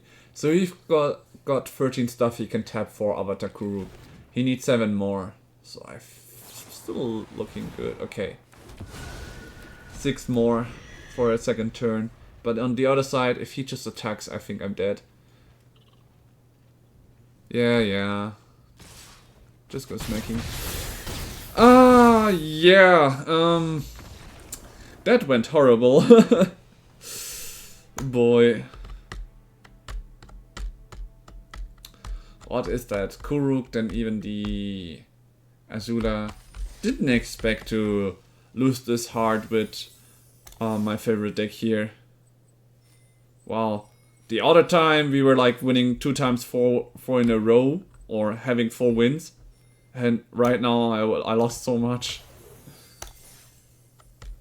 And I'm actually missing for a little bit of money for another try. Well, for now, let's open the packs and then we'll see if we still got some missions that could actually benefit us. Okay, the last Agni guy and the Mechanist. Let's see. Okay, we still got the black and red spells. So we could still try another one time today. Or we could just play some standard. Let's see, do we have a... Oh, we do have our control deck here. Let's just play this control deck then to get that mission finished for the day. But I feel like tomorrow we are gonna try with a different deck. Like, this loss today really hurt a lot. I loved the Airborne deck, and I'm kinda sad that it went so terrible today with this deck. I really expected more from this deck. We also had some pretty bad draws 2 or 3 times, but then again, they're just 1 game out of 3. It all comes to the ability of playing the deck correctly, I guess. So we have no blue swords, we got only 1 spell to play. Definitely a no. This is way better, and we can put down the Elspeths. Now we are playing a little bit control ourselves. Damn, this thing is annoying. Let's say hello, let's be nice. So he plays this one, so it might be an... how's it called? Connor deck. Which means, let's get first of all rid of his creature. We always need to keep the Bitter Triumph up so we can disrupt it. Yep, this is definitely the Connor Omniscience deck. So focus should be to get rid of the Connor at all times. We're just gonna get this Storm Chaser talent out and pass the turn here. Because he will play his 4th land now. And yeah, we definitely want to intercept this. Fun fact is, I'm playing this deck that I built in real life, but I already dismantled that one. I built a Demir deck out of it.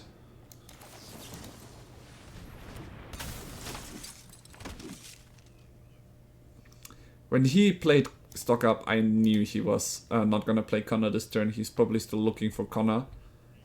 And I'm totally fine with that. Gives us the chance to play another one. We have an Aang ready to disrupt him next turn. And we still keep smacking him. So like, if he plays Connor, we actually exile it, giving us more time. And then we go in with our turn for 2, 4, 5, 6. I'm just counting because I can turn Aang around next turn, but then again it would cost a lot and I do not have those costs right now. Okay, another stock up, probably still hasn't found the Connor yet. That's great, then I can play the Resolute Reinforcement and put more pressure onto him. Oh, or do I disrupt his... No, I actually keep playing the Resolute Reinforcements. Because the thing is, when he gets a land out now, I can use my Aang to get rid of it. What I need is a land right now. Perfect. Because now I will keep 2 mana open, and I will get rid of the land that he just got. Yeah. So he now loses permanently a land. Ah, forgot. Shit, I messed up. I forgot this is the Earthbended land, not the normal land that you turn around. I just 1, 2, 3, 4, 5, 6, 7, 8. Yeah, I just pass here because I can turn around the Aang if he doesn't get his Connor out right now.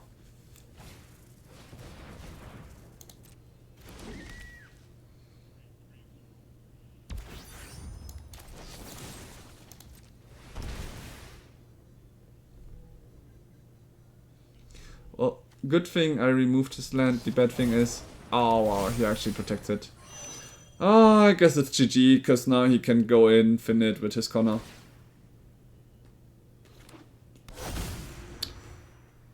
Yeah, I shouldn't have used the Aang for the land after all. I'm making the same mistakes that I did in the other games. Using Aang, who can be such a good protection spell. Unnecessary. The only question now is if he finds the combo he needs. Like, what he needs is to draw a lot of spells. If he doesn't get to go infinite because he cannot draw any more spells, then it's over. But I think he has it. So now he's gonna return everything I have on my hand, right? If he didn't play the Marang River Regent, I would have... No, he He only played one, he needs a second one of them. So he can always get the Rolling Dragonstone and the Marang River Regent back into his hand, I guess. So unless he gets another Marang River Regent, I'm not gonna surrender.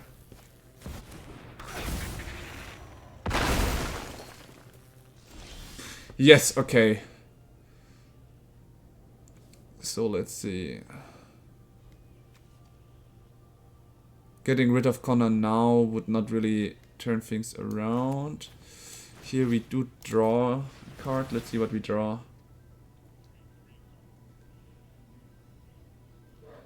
Five, 6, 7, 8. Yep.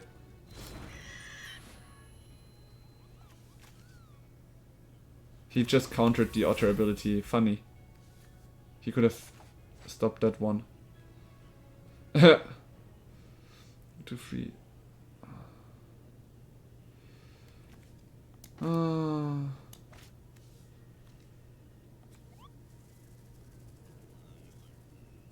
Tapped creature, okay.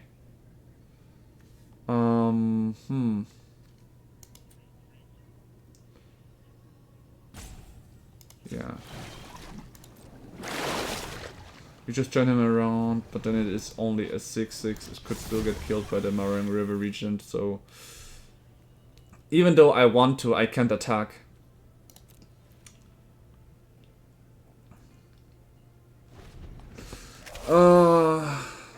Even though we got another turn, we can finish him off. Yet, okay.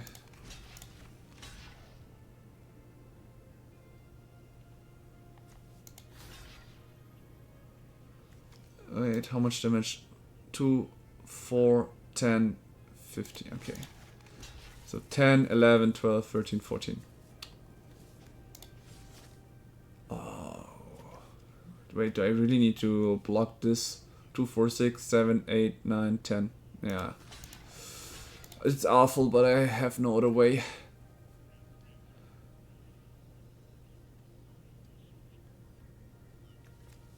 I really didn't expect a royal treatment in this deck.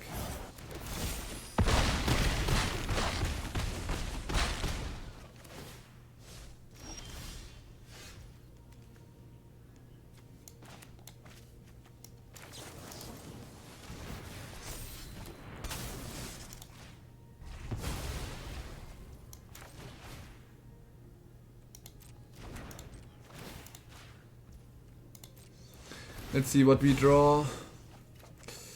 Flood form, so we can get another creature out, but it's not gonna save us. 3. Nope. 4, 5, 6, 7. Yep, we go into game 2.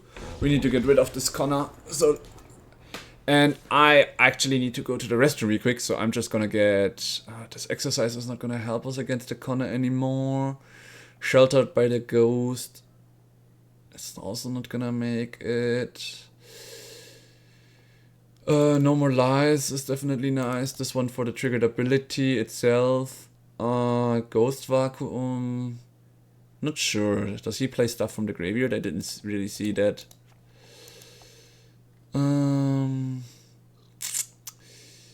So this one is important. The Momentum Breaker is too slow against him.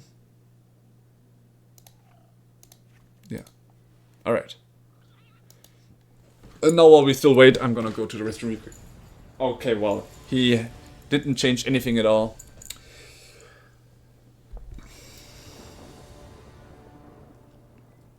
Alright, let's see. So, we have no blue mana and almost blue hand. Yep, definitely a no. This one we can keep. Goodbye, Elspeth. Alright. Let's hope we do draw some lands, because this is... Okay, this is okay. Or not only okay, this is very nice. Now we draw another card. Perfect. It's looking great now.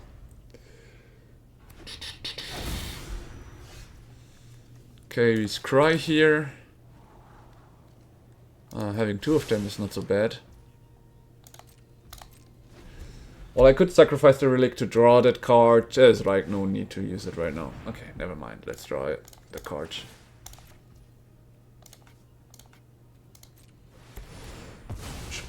Since he's also doing some drawing.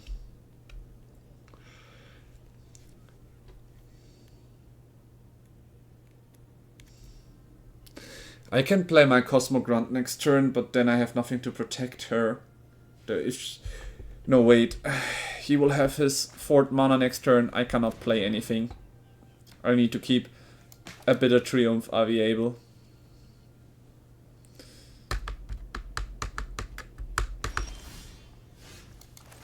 Oh, that's so sad that I even got this one. I could actually flash this one in his turn. So this is the thing, once you know that you're playing against Connor, you need to count when is he exactly reaching the 4th mana value, because you need to be able to intercept the Connor. That's why I couldn't play my Cosmic Grandson even if I wished to. Just to make sure that he cannot get her out. Because that's what he's gonna be focusing on. He will always try to get his Connor out, because once Connor is out and it's tapped by one of those lands, that's like his winning condition.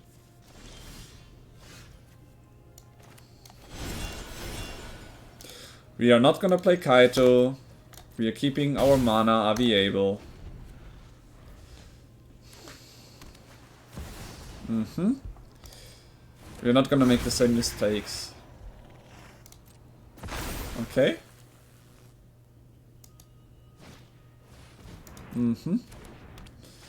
I could have intercepted that, but there's like no reason for that. I feel like at the end I will just draw 2 cards, then discard a card with this one to get another land. Like I really want to have 4 mana available when I play this. So currently I need 1, 2, 3, 4. I need 2 more mana, so I will get 1 damage probably, right? Oh no, he keeps the mana open because that's 2 mana. Well, let's see, will you intercept me or not? Ah, he does not. Oh, that's sad. That's so sad. Yeah, goodbye, Cosmogrant Zenith. I like all of my hand currently, so I'm not gonna give up any of them.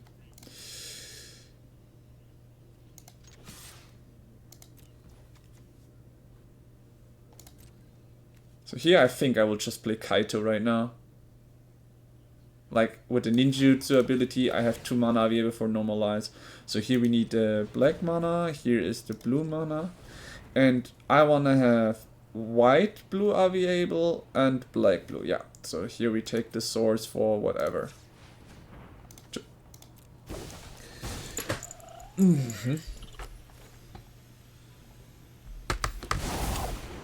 Your tech is way. I think we still didn't have a land drop, so let's hope to surveil a land that we can get to our hand. Okay, no. Here comes Cosmogrant again. We do not need the reinforcement. Actually, no, the real absolute reinforcement is actually not bad. And we end the turn here. Sadly, we didn't get the land that I was hoping for. So, why did I decide that it was fine? Yeah, because I have normalize, I'll be able to just counterspell the Konna when she comes in. Since he already used the 2 mana and he has no Cavern of Souls, I can just easily stop the appearance of Konna with the counterspell. That's why I decided to play the Kaito. Never mind, he got a Cavern of Souls now. Oh, really? Why would he get the Cavern of Souls the moment I felt like it was safe? Okay, but he didn't play her because he tapped this land? Oh, I'm not sure why. Like, I'm really confused why he didn't play Connor if he had the mana for it. But now we know that our normalize is useless against him. So, whatever. Let's see what he does. I'm playing my Resolute Reinforcements to have more bodies onto the field for my next turn.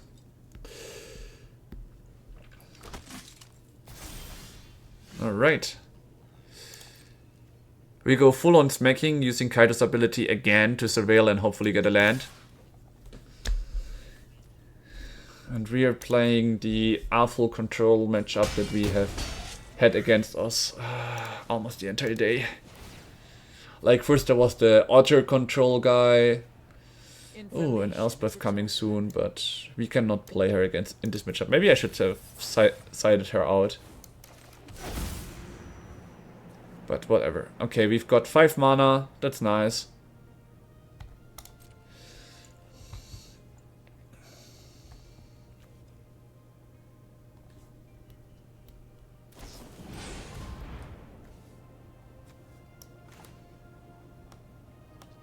I mean, he protects bees. I know that Normalize is useless against Connor. The thing is, he has the mana to intercept it. I need my exactly 4 mana. If I had an untapped land instead of this Adagaria, I would have played my Normalize. But right now I really need the 4 mana. So I cannot pay the 2 mana for the Normalize here, sadly. My Kaito will probably die this turn, but it is what it is.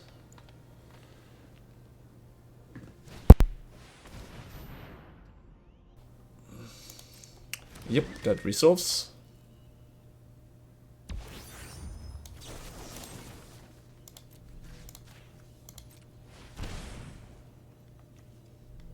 Does he have enough protection is the question. That's the only question. If he does, well, then it's GG either way. And I can say I tried.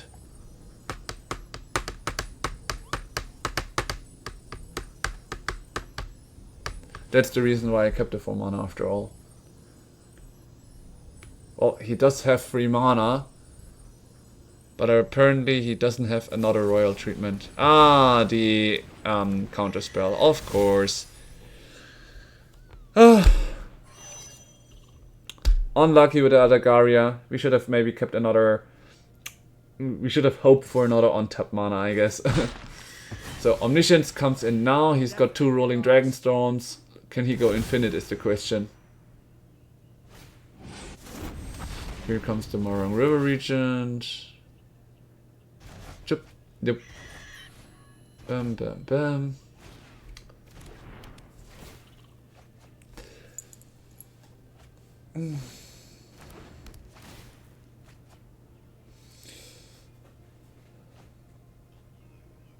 That's why I like Aang Swift Savior, because he is like an interception spell that cannot be countered by Cavern of Souls, for example.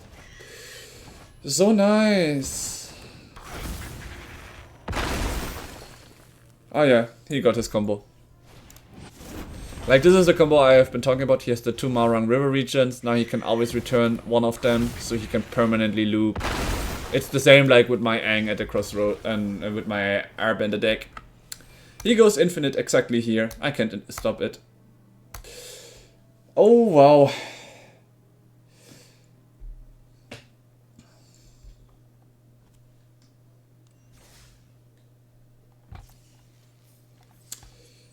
Yeah, we didn't proceed much. Today is not a good day. I will go to the restroom really quick, and then we can try again.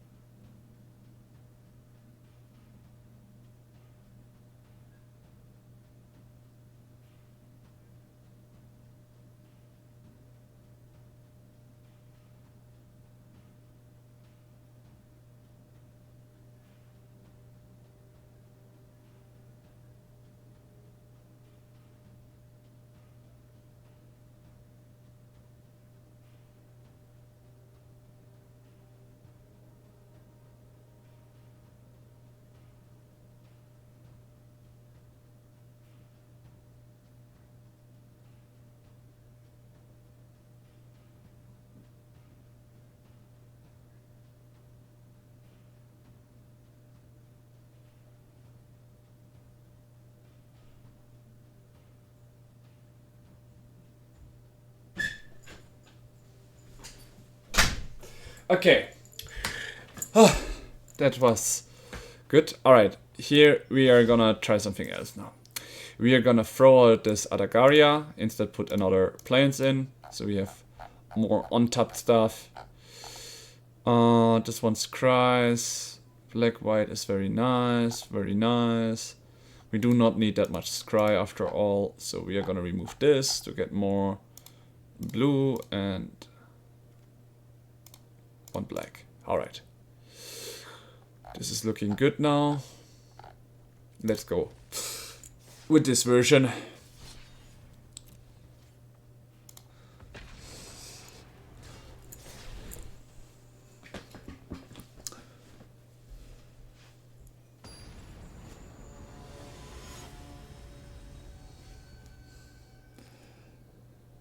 I'm gonna try again with this deck, because I still need to finish the mission for today. And if this doesn't work, we're gonna try one more time the Airbender deck and then call it a day. I still need to finish some other stuff by tomorrow. I will be doing, as said, another stream this week before Sunday, so to get this back. Okay, interesting to start from him. I'm gonna get rid of this Sarkhan right now.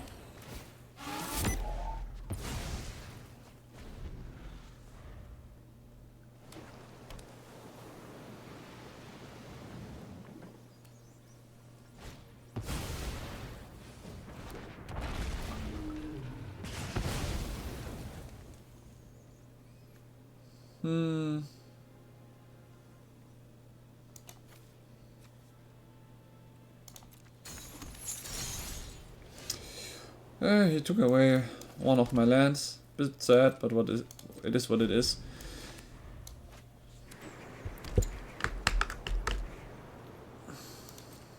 We will take 4 damage here, but it's fine.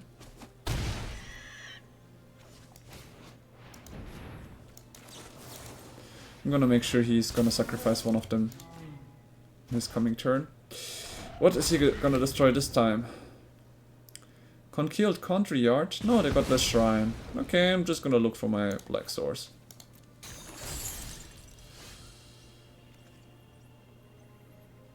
Yeah, we play this one tapped, and he has to sacrifice a creature. Ain't that nice?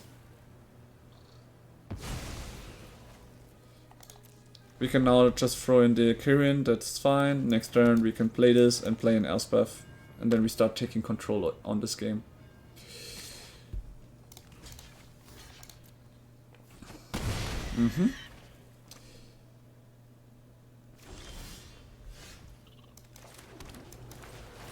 Right.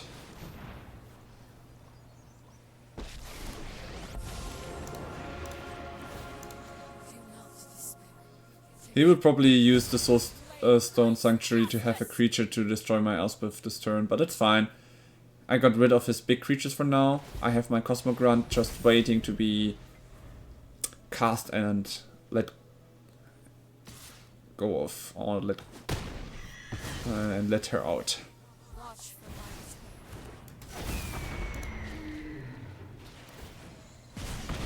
Ouch. Okay, here we play her. And I play this one right now. So here I get the tokens, I can use to block stuff, and Momentum Breaker, so he knows that next turn I'm gonna make him sacrifice creatures again.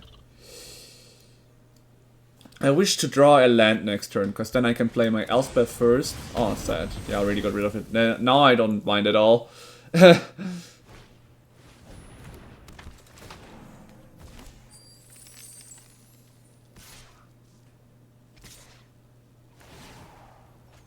Yikes, really?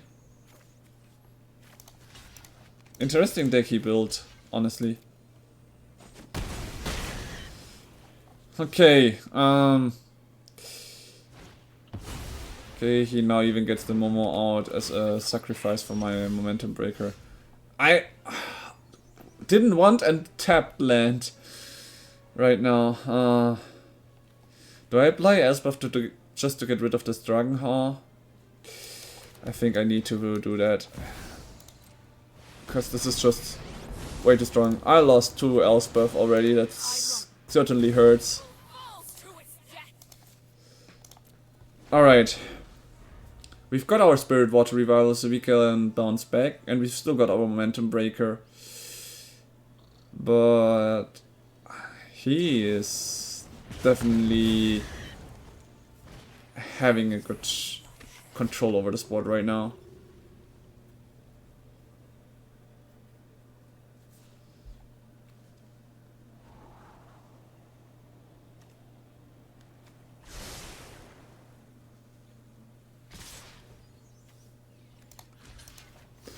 Taking away the most damage, so he takes 3.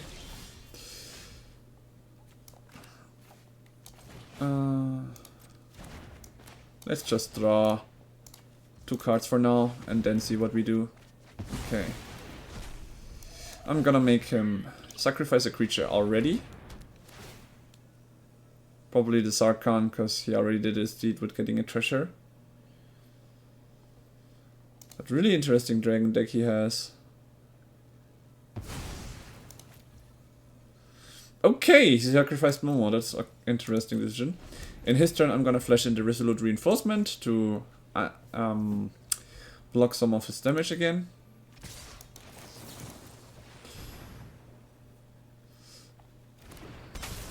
That's 3, 4, 5, 6, 7. I really, since he plays red, he could have some lightning strikes or something like that. I mean, he already played a burst lightning, so... But he's finally out of cards.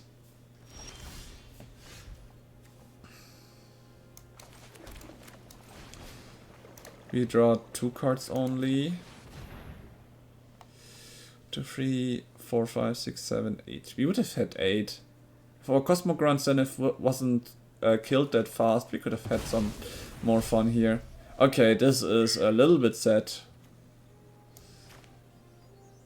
Like, we can play him for 4, but I don't see a chance we survive 2, 4, 5 damage right now. I guess I have to play him and do the -2 ability, tap target creature and put 2 stun counters on him. It's only a creature in my turn, but it did its deed in that aspect. Yeah, okay. We go into game 2.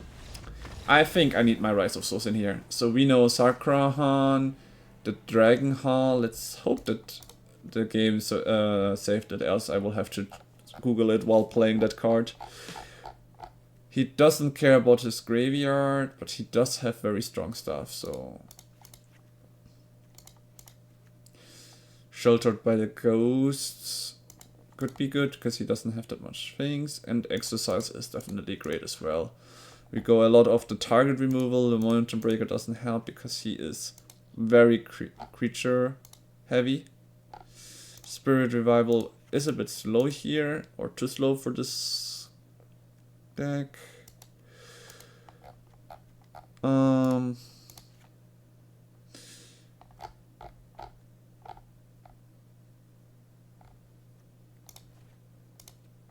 Yes, we do we?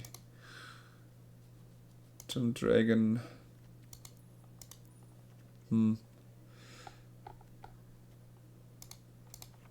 Let's try it this way and adjust after this round, I guess. Alright.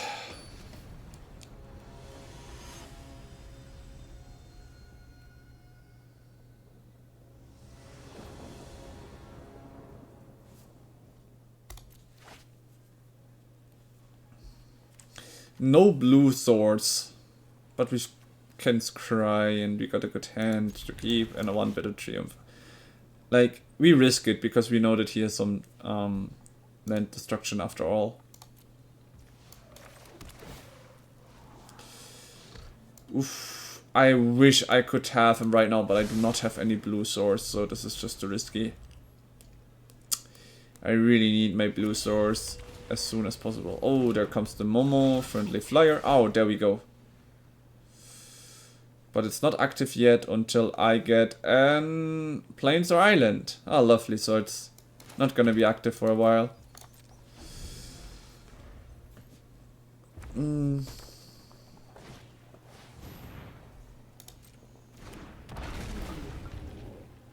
To counter my Elspeth, that's funny.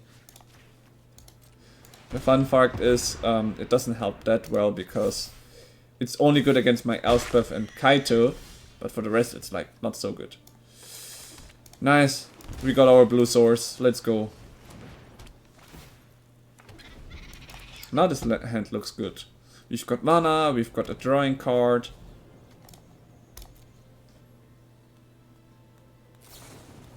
Okay, you just get rid of it, that's fine.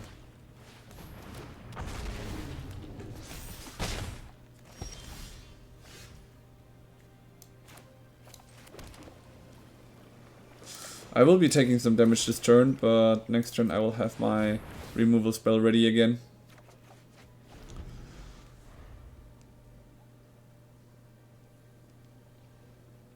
Let's just hope he doesn't manage to get 7 damage out in one turn. Good. Good, good, good, good.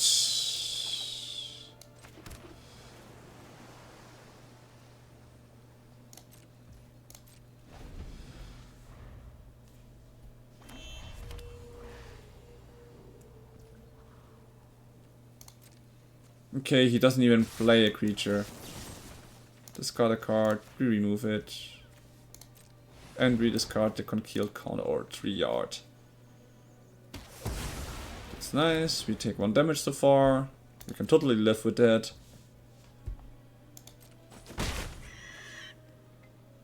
We even got a counter spell ready, but apparently he doesn't want to use anything, so we just draw 2 cards. And another Caudrillard that just comes in tapped. We do not need that right now.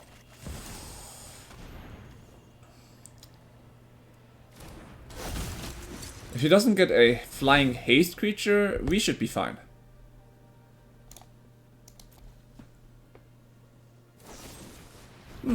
Get lost. Oh, that's fine. I already got my tokens, so... And 1 mana. Might as well just try to pump something. Good. We are looking fine. It's a bit annoying about the Momo, but we can handle him at some point. So I'm not really concerned. Let's surveil. Yep, we keep that on top. Okay, let's see. 3 mana for him. 1 mana here and 2 mana here. That looks good. Alright, so first of all, I'm gonna be paying 1 mana for this one to empower one of these tokens. No, actually, I'm gonna pay this 1 mana for this guy. Works.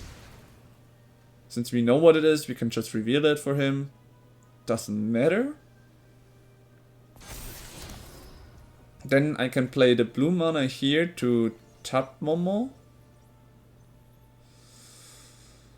Huh.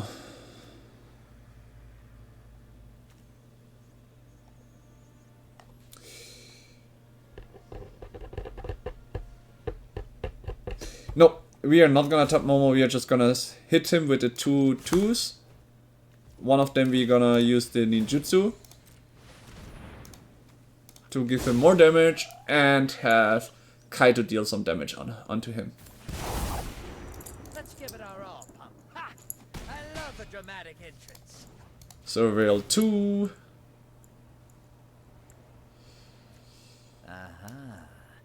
Yeah, well, we can draw both of them, that's very nice.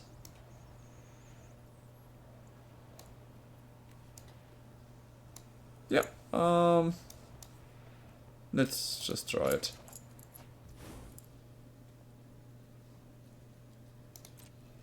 And here I end the turn, looking at what he has. A burst lightning. Let's hope he doesn't have another one of those.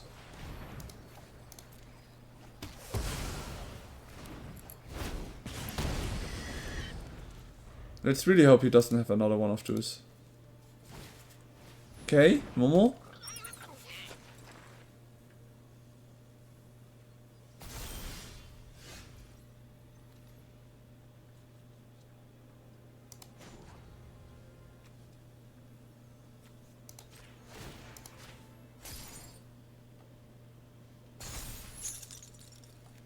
You're not going anywhere.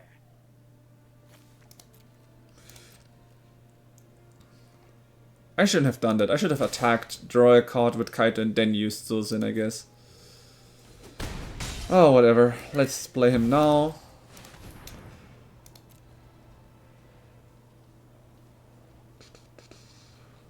That way we can, after this turn, choose another card and put them away. Like, we can get rid of the Burst Lightning. Oh, what? Oh, wow. Oh. Yeah, okay. I would have lost anyways. Ah.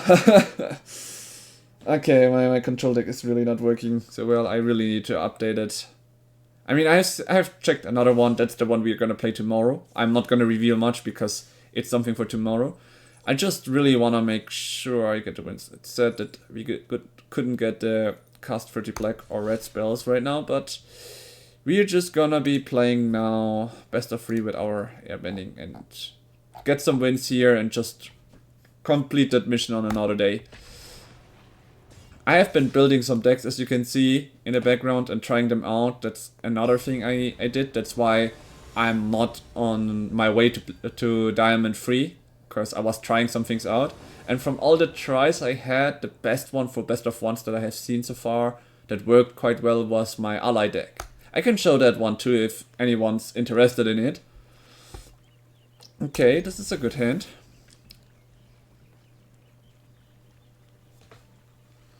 Good starting hand at least.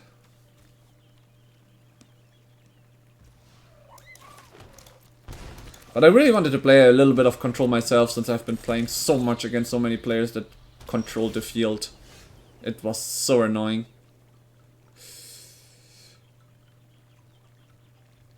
Well, I don't mind, like, I'm gonna check them and obviously gonna input a little bit of my own style. But I wouldn't mind trying out some of your decks as well. It's just that I cannot always purchase them because I don't have that many crafting materials. So as long as I have the cards, I can try them out. If you're interested, if your deck has better potential in a higher elo, sure, give me your list and I will try it out.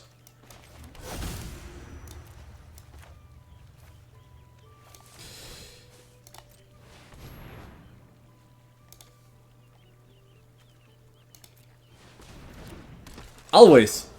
As you can see in the points, if you get to 2500 viewer points, you can always challenge me. I'm always ready to have a challenge. And if you do so, you will get more checkpoints. What those are, you should check my giveaway video in YouTube. So check out my YouTube channel as well. And there you can understand and know what they can do. But yeah, I love to challenge viewers as well and get challenged myself. I'm always up for it.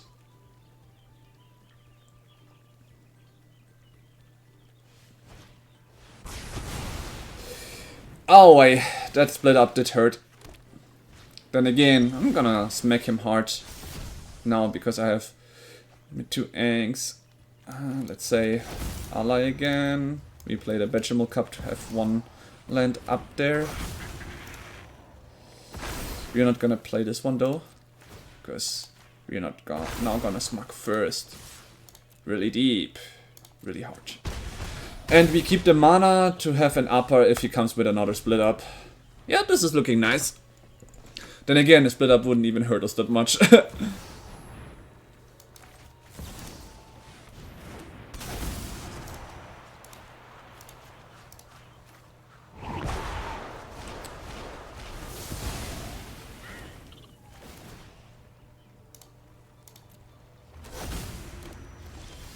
Okay, this is looking great. Let's make more mana first.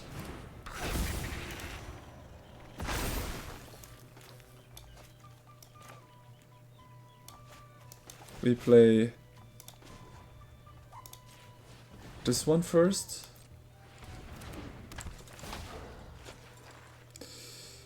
Another Bechamel Cup, very nice.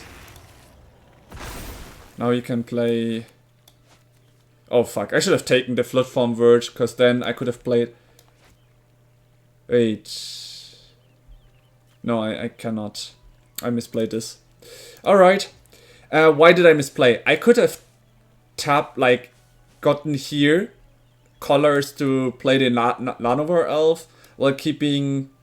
No, then I would still miss... No, I didn't need the white source. So now I have like 3 mana here and 1 mana here. If I cast Aang now, it's gonna be useless. I rather want to keep this mana open to be able to intercept any kind of board wipe. He has been playing 2 board wipes in a row right now. So that's why I wanted to have interaction. And now I'm missing like the green swords for the Llanowar Elf. If I did this land, I could have tapped here for green and kept 3 mana. I'll be able to always recast my Aang Swift Saviors. Little mistake here by me, but it is what it is.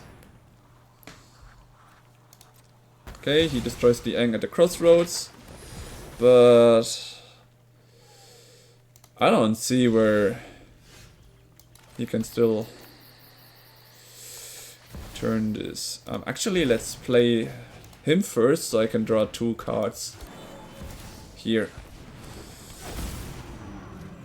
Very nice. Not really. 2 more lands. Oh wait. 1, 2, 3, 4, 5, 6, 7, 8. Yeah, I can turn him around. Activate ability. 1, 2, 3, 4. This one we tap for mana, so we get 2 of them.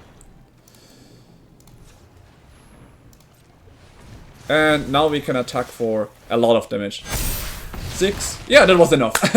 I wasn't really sure if it was enough, but I mean, there is probably gonna be a board wipe coming next turn anyway, so might as well go for as much damage as we could.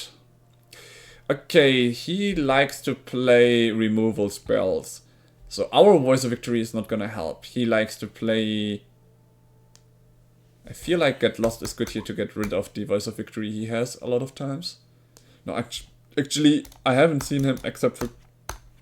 Yeah, no, then again, I do want to get rid of those. He isn't really fast.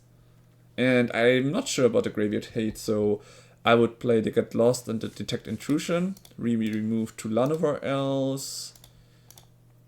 The Aang at the Crossroad did bother him a lot, so... Actually like this. Keep this, and...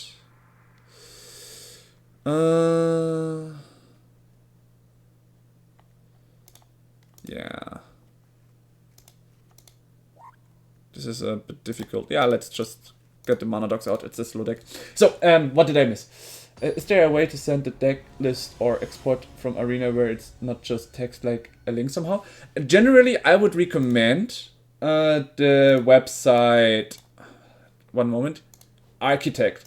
Like, if you have a deck in MTGA Arena, you can export it into the site. And here, if you like send me the link of your deck, for example, here I have my commander decks, here I have my standard deck, for example, my airborne main deck. This is the one I have with real cards. The one I'm playing is just the MTGA Arena. So here you have like a link to a site. It's free to take a peek, but if you want to use it to build decks, you need to be on it. Like registered like myself. As you can see, here is my username. So I created this deck or posted it up online to people watched it. This is like my real Airbend deck that I have. And by sending you the link, you have a very nice list. Here you can even sort them by some stuff like draw, ramp. I really recommend this website. It's such a nice tool to build your decks. Okay, we need planes here. Here we go. Saying sorry because I did take a lot of time. Oh, wow, 2 Authority of Consuls. Okay, we play Bechamel Cup because we can. Yep, 2 life.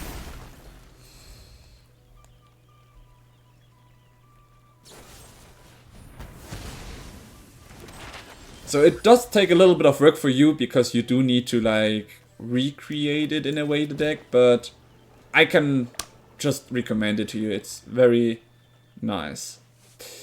Okay, we do play this one, because I do wanna start ramping.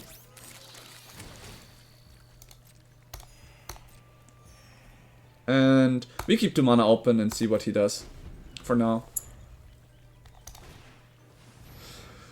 Another Authority of Consoles.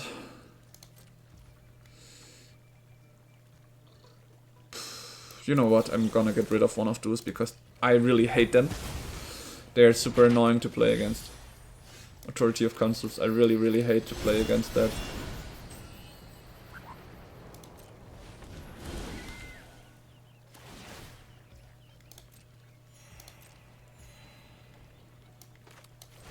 Now I'm gonna Airbend the Bramble Familiar so I can cast it next turn. And I'm not gonna use them, I'm just gonna hit him for 1. Pass the turn. So the profit of having the Bramble Familiar here is now I can cast him for 2 and get some stuff back. Ooh. Increasing my mana is always nice. I just hope there is not an Ultima coming at one point, because that would hurt me a lot. Right. Okay, I do want to cast this for 2. I have white here and blue here at this moment. So the best thing I can do is just cast this and not attack. Okay, we got a lot. What is the best thing against him? The Quantum Riddler would be nice since it's permanent on the field, but he's probably just gonna get rid of it. So at this point we lost 2 uppers. We just play an upper again. Actually.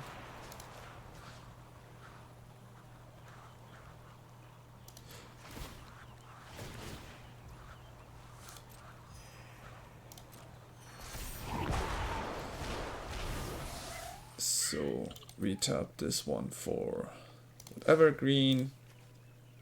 Ah no, this would cost me 2 mana right now. Yeah, well, it is what it is. I decided to play it this way, so it is how it is. If I'm unlucky, there's gonna be a split up coming, killing all my tapped creatures. But then again, I really wanted to have some more mana here. Yep, here it comes. Figured. It's fine though. I have a Bramble Familiar here and an Airbender Ascension. So we just do the same again. We play him, we Airbend him away. He's gaining a lot of life, which is why I did remove one of those Authority of Consoles. They were super annoying.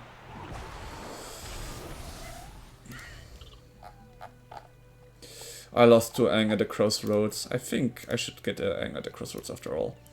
It's mono white. Bit surprised by that.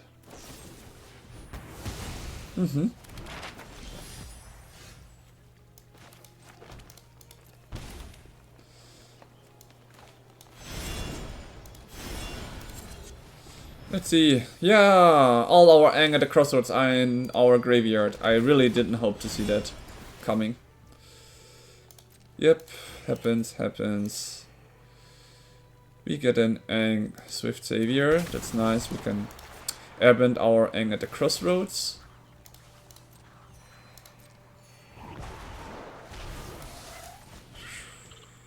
We are gonna play the Gene Pollinator and the Bramble Familiar.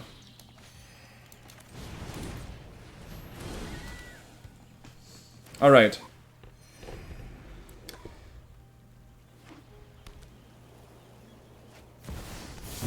And I figured he would do that.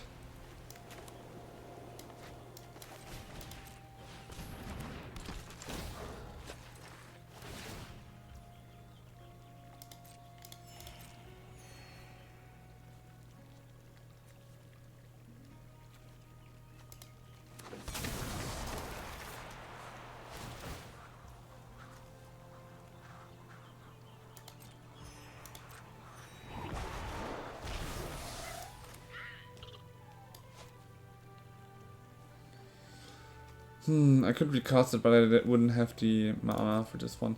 4-8. I have exactly the mana to turn Aang around.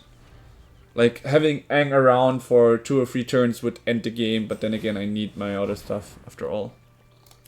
Okay, he plays creatures with token now. Why would he play them now? Does it mean he's finally out of his board wipe stuff? Or his removal things? Okay.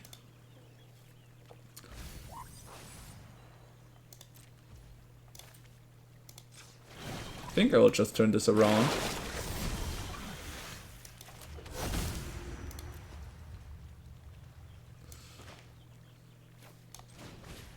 I'm playing this for 2. Getting another creature onto the field. Yep. They're coming tapped, which is nice, which means... Yeah, nice. They will all get a counter once I attack with Aang and La, Ocean's Fury. And I will keep the Aang for another counterspell ready.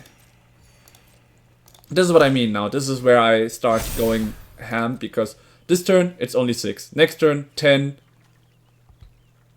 16 damage, so perfect. And he still takes damage because of the trample. I feel like he did let it truth because he's gonna have another stuff or removal thing coming at me, but it's fine. Giving me the map tokens is also very nice because of the Waterbend ability. I figured you would have something, so that's why I kept an Aang. Swift Savior's ready for it. Good thing he doesn't have another land. Right? Let's see, how much damage can I do?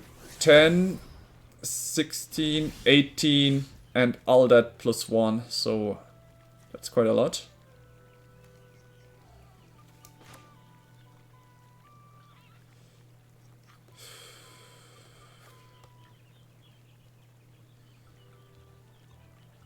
Let's surveil 1 for now. Quantum Riddler, that will build us up again.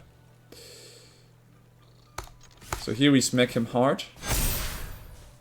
Wait, discard a card. Oh, I should have kept that available, I guess.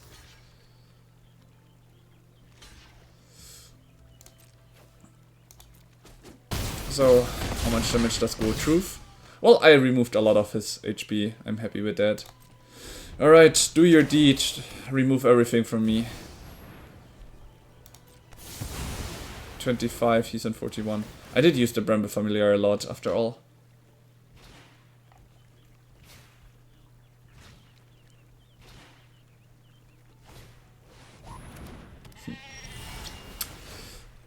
I might lose because I mill myself.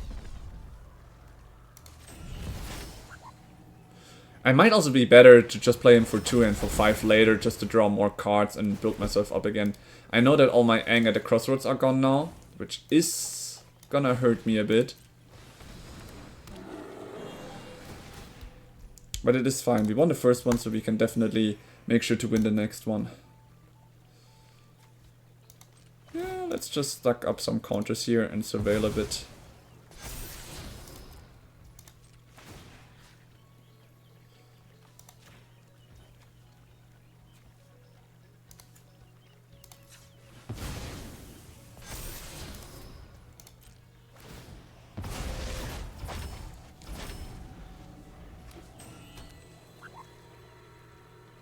The Abaddon Air Temple.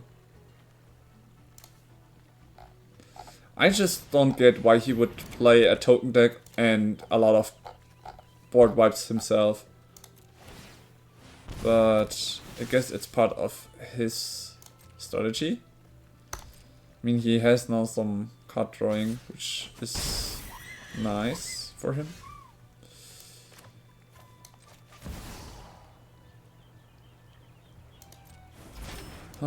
Let's get rid of his fish. Then we're gonna smack him for 4 first. And now we will play this for 3. Still have 2 mana, I'll be able for a counter spell and draw 2 cards. And once this Airbender Ascension is on 4, we can draw a lot of cards again.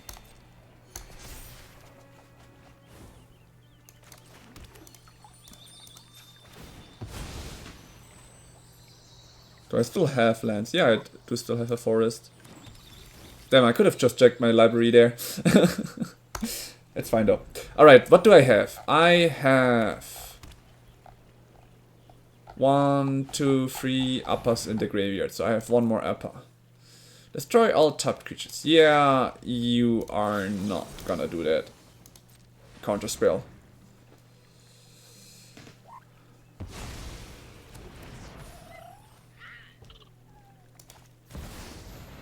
An overload of the mist modes.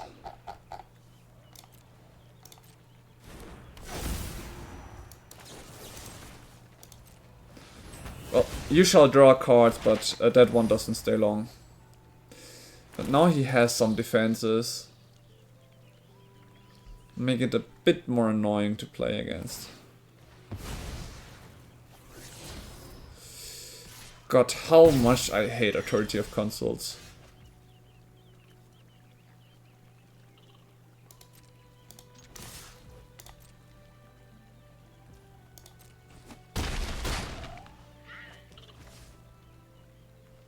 Okay, I do want to keep the upper to protect my board. What I can do is sacrifice the maps to make the dog one more stronger and then the Quantum Riddler. Okay, well, so much about this. Then the Quantum Riddler. Another land, okay.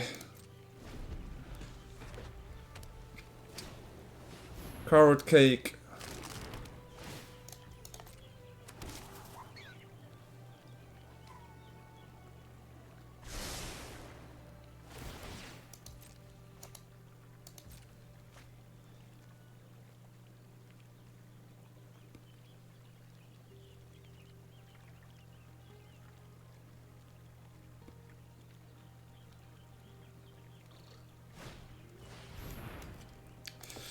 Which one is he gonna focus, is the question. I can protect him, he loses his counters. I can destroy that one, he still loses the counters. That's the thing here.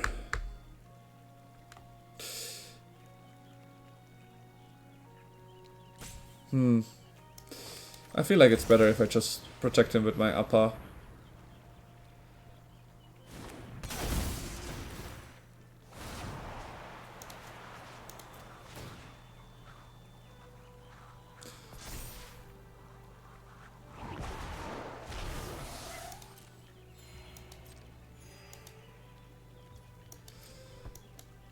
Putting a lifelink enchantment on a lifelink cur is not the best plan though, in my view.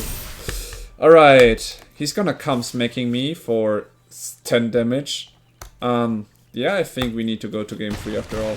The Authority of Consuls coming so often is really hurting me right now.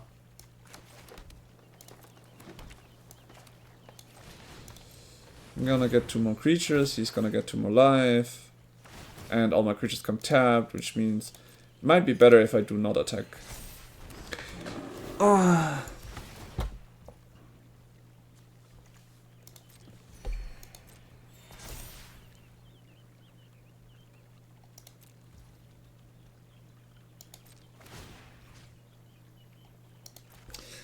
The flickering won't even help because it just would trigger the Authority of Consuls again and again.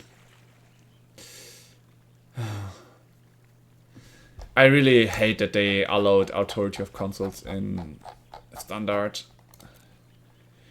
Funny, it's so good against Simic players with the Connor because that one just triggers Connor automatically. Then again, they would have probably enough Get Lost, Split Ups and everything to take care of them. Not sure. Not really convinced by this deck. I don't know why, but it is whatever. So, 28 to 13. He's got 4 creatures with which he can attack. I only got 2 blockers. I can remove 1 though. I can remove 2 creatures and 1 would get lost. So that means only 1 gets through. That is fine. He's got another Abandoned Air Temple ready. And it's not sorcery speed, which means you can use it as a combat trick. If he can get rid of one of my creatures, I lose instantly. If not, I can at least block his creatures and survive one more turn. Then the question is, what am I gonna do? Because he just keeps getting tokens and tokens. Yep. Souls.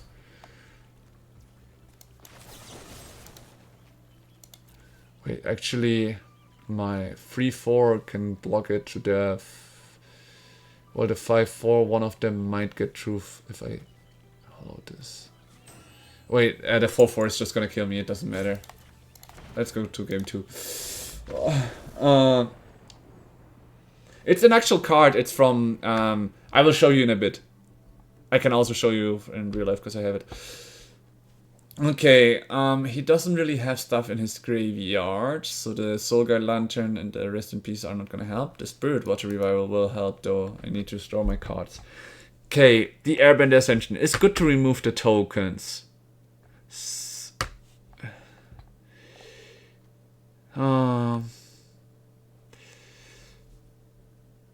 His life gaining ability is gonna be a bother though. Should I get Avatar's Wrath to get rid of all of his tokens?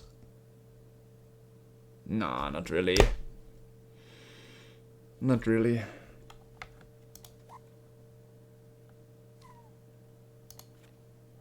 I feel like I might be better if I go on very offensive again against him. I keep the Get Losses here. I remove the Spirit Water, the Quantum Riddlers. I keep these tutors.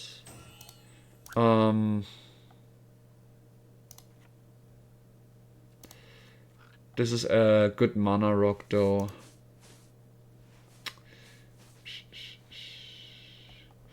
Wait, how much? How much is my mana value? To 4. How much lands? 22.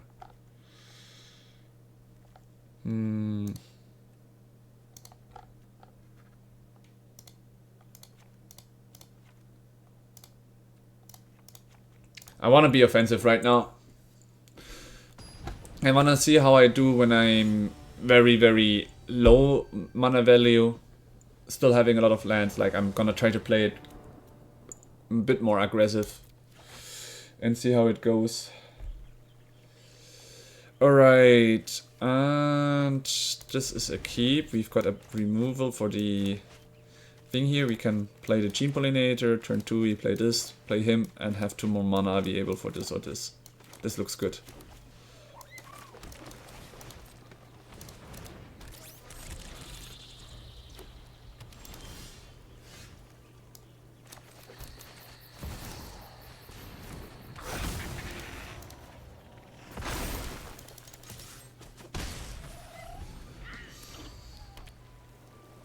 These 2 mana are viable, that's I get lost.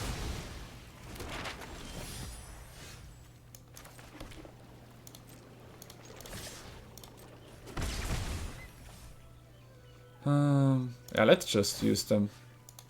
One on the Gene Pollinator, one of my on my lands. I cannot use that right now.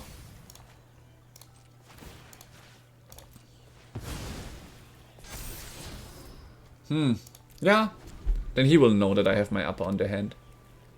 Could put some mental pressure onto him.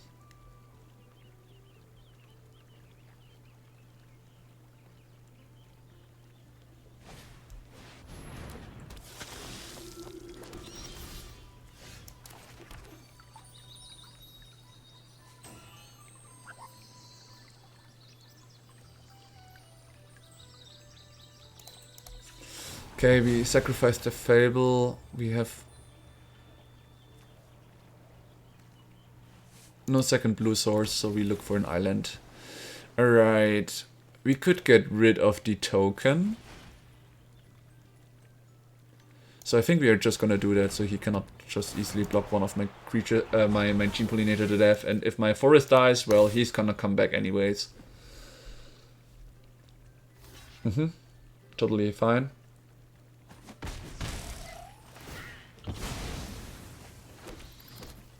Okay, he got another bat. I don't see the issue here though with it. Uh-huh.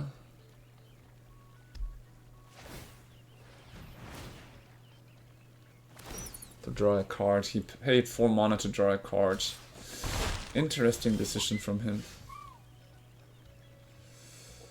So we're just gonna start smacking him. Let's see what he does. Yep, okay. And we can flash in the upper in his turn. Okay, we have to flash him now. Totally fine. Upper comes in. Airbender Ascension goes into my exile pile. And I can get rid of one of the tokens. Unless he plays a Get Lost just to get rid of my Airbender Ascension, which would be a bit of a waste.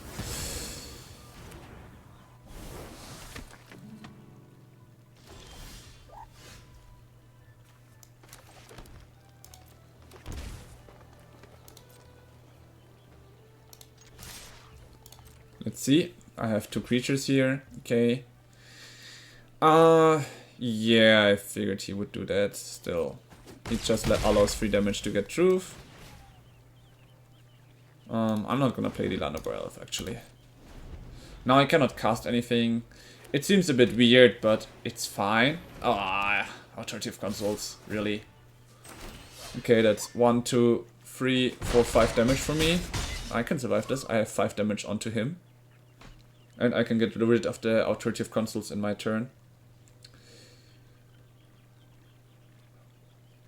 So that it will only be a question of who is faster to do what they want to do. Or does a split up come now to get rid of my creatures? No, a Day of Judgment. He removes everyone. Every creature. This is very nice, because now I can just flash in my upper. He might gain 1 life, but I will already start doing 3 damage to him next turn again.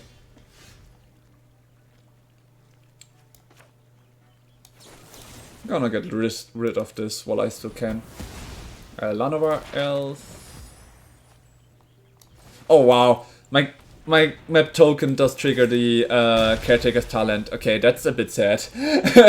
I'm giving him a draw by destroying his stuffs. Oh wow, another Authoritative Consoles, really? And another Day of Judgment. Okay. And another one, yeah. Okay, I'm still doing fine though. I get my Aang at the Crossroads, which is gonna give me another creature. An Aang, nice. I could Airbend it, but next turn I can do 5 damage, so... I'm just hoping that he doesn't draw a board wipe instantly. He did. I should have Airbended Aang at the Crossroads. Oh wow.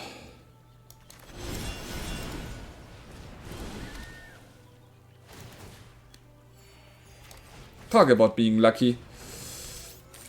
And another 2 lives. Bam bam.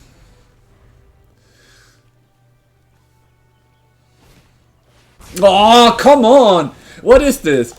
3 board wipes in a row. I'm sorry I'm getting agitated, but what is this for opening up? For me it was very frustrating to see. Oh wow, really? We would have drawn an Aang at the Crossroads right now? Oh damn.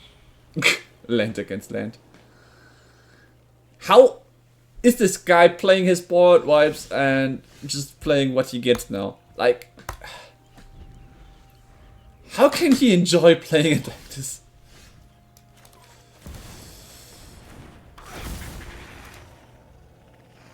One, 2, 3, 4, 5, 6. This is our 7th land. I think we are gonna play the land that I just have, because if we get a Bramble Familiar, it's gonna give us some creatures.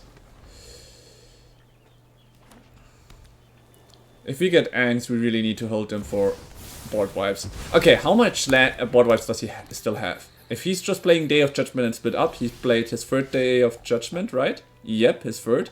And his 2nd split up. So he might still have 1 more Day of Judgment and 1 more split up. Well, we'll see when it comes that he plays it. I'm surprised he still hasn't used the mana to upgrade his Caretaker's Talent. He could have already upgraded it by a long time. Right. Alright, dog. It's now up to you. Now you have to smack him to death. Yeah, I know, right? Playing so many board wipes. For what?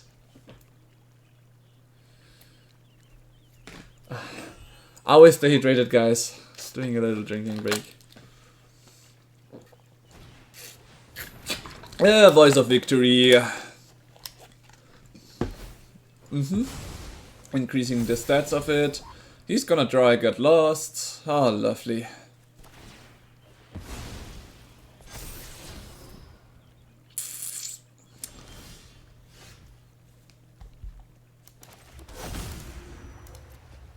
I can't even attack because this creature is way stronger than mine now. And he can even buff it even more. At any time he can just buff his creatures by +2/+2. I would lose my dog. Let's see. 3, 4, 5, 6, 7, 8, 9, 10, 11. He's gonna buff them. I'm gonna go down to 1 HP. Oh, no.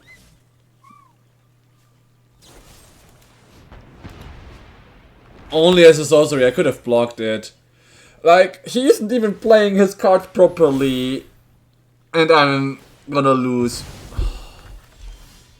Yeah, I'm not only drawing lands. I have to say, he got... I know that the odds are higher because he does play a lot of board wipes, but what are the odds to draw 2 times 3 board wipes in a row? Take the win, dude, with your freaking board wipes. Lucky top dagger, honestly. Ugh.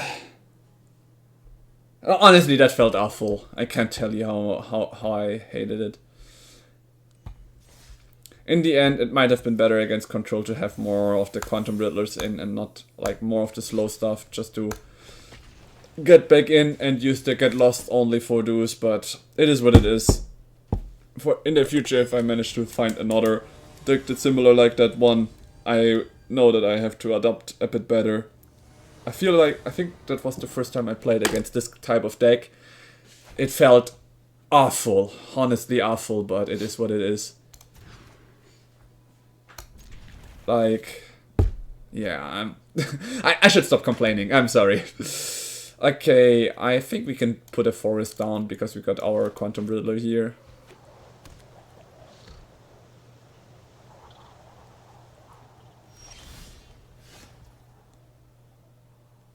We play this one tapped. Evolving Wilds. Seems like a Tifa deck to me.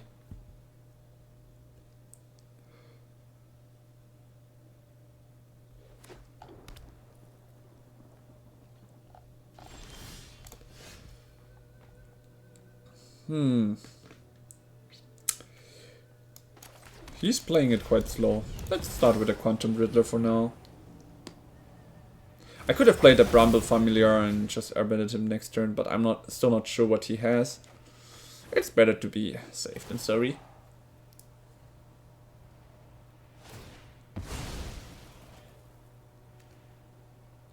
So he plays red, blue and green. That reminds me of the Flood... Not the Floodmon, the... You know, that guy that can flash in and get you a lot of stuff and creatures and all. The Infinity combo with the Enduring Vitality. Then again, White Lotus Hideout.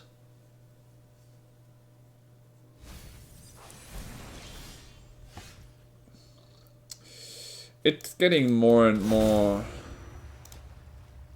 obscure what he is playing. So I have two options. I play Bramble Familiar and risk him not killing it. You know what? No risk, no fun. It's game 1. I play Bramble Familiar here. Next turn I can airbend him with either my Aang or just with my Airbender Ascension and start ramping. But I don't think it will survive this turn. Like, he's playing red, so he should remove it. Unless he's playing something else. Alright, Legend of Kuruk.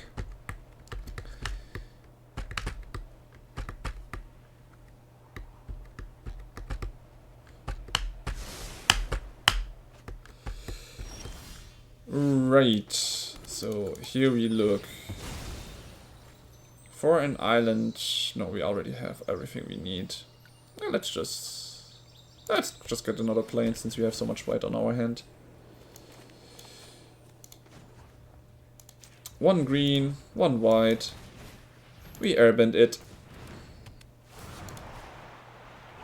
And we recast it for 2. Let's see what we hit. Ad hoc would be nice, because then we could play it for 1 mana. Vegetable Cup is also not bad. And we replay it for 2 mana.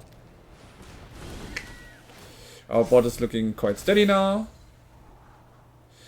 And on the next turn we have Aangs and Appas ready to roll. We will have 2 4 mana here and 3 mana there, so we have enough to play both of them if we want to. Yeah, we have, because we have here the form Verge. So we can like play a land, just pass the turn, and in his turn flash in the Aang to have the Bramble Familiar again in our exile, while then later flash in the Appa to have our cycle halfway ready.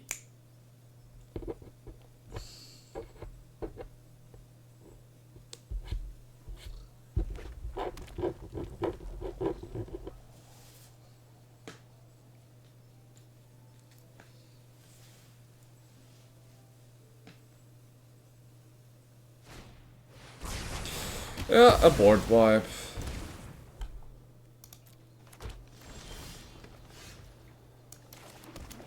Honestly expected it though. Nice, we have the Airbender Ascension ready now.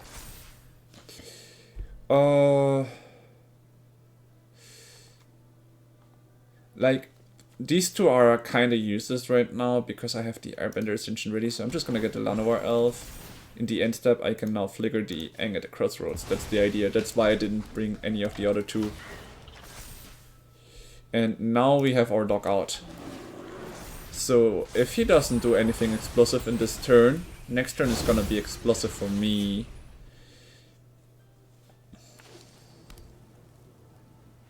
Wait, 1, 2, 3, 4, 5, 6. Okay, I need 1 more mana, so I need a land.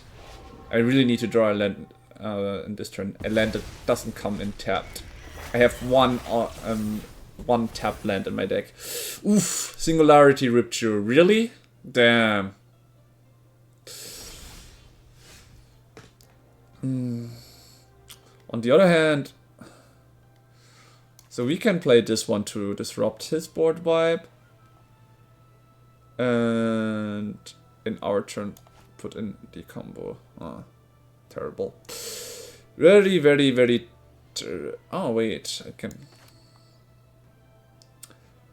Flash in the Aang. Then again, if he uses the board wipe, he would get rid of his own creatures right now. So I'm just gonna play the Aang at the Crossroads like this. Gonna smack him. Gonna exile and replay him. I've got 7 mana RB able, which is totally nice. Let's get this Gene Pollinator out. And pass the turn.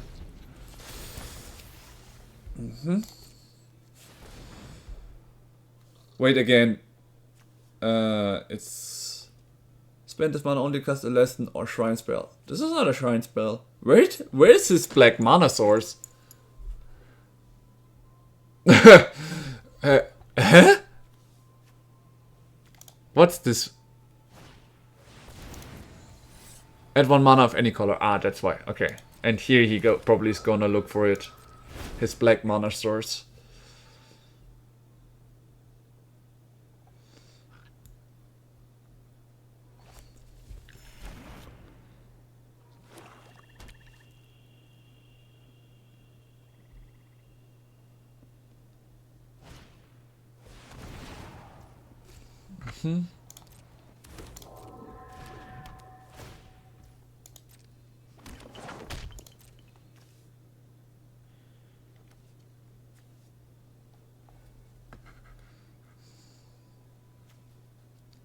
He's probably trying to get Avatar Kuruk's thing ready.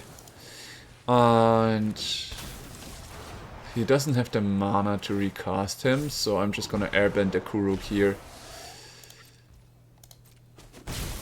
Good, my turn. I got my combo ready. So I'm just gonna do this now.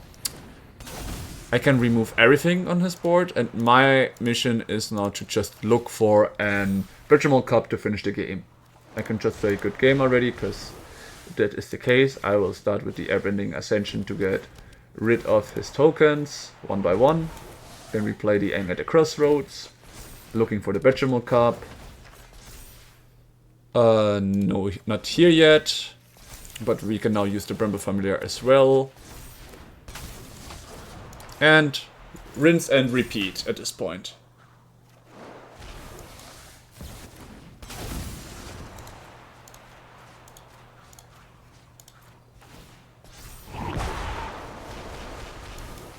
Just takes a bit of time to get rid of everything, but that's how it is.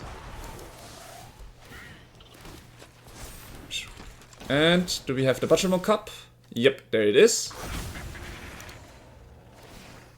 Then we can just play this normal as a creature to have more. And we play Aang.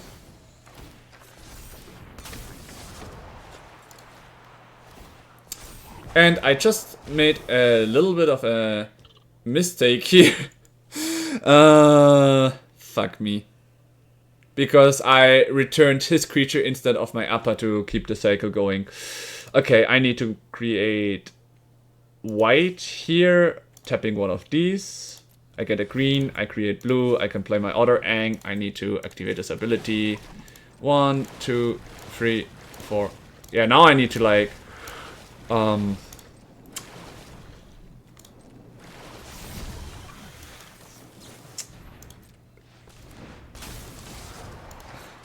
correct my mistake. Whoopsie. I always need to keep track of those if I'm playing Aang, after all. Okay, and here we go again. So, Airbend Ascension. It's gonna take a while to get things ready. Vegetable Cup to get the first counter on. We are gonna look for more Vegetable Cups just to make it a bit faster. Where is it? There we go. Another Vegetable Cup.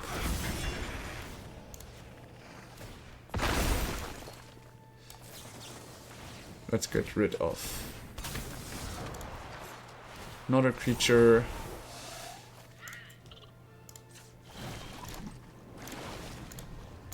Two, 3, 4. Bam, bam. And himself.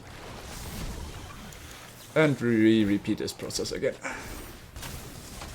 To make it go faster, might be better if I just get rid of the Airbender Ascension now, since these creatures are gone. Alright.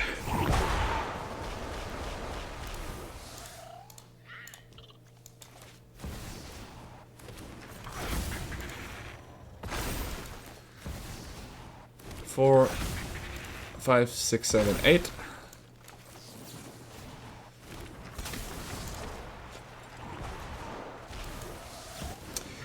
I think that's the reason why they wanna say Airbend comp, because it takes a while to get it started.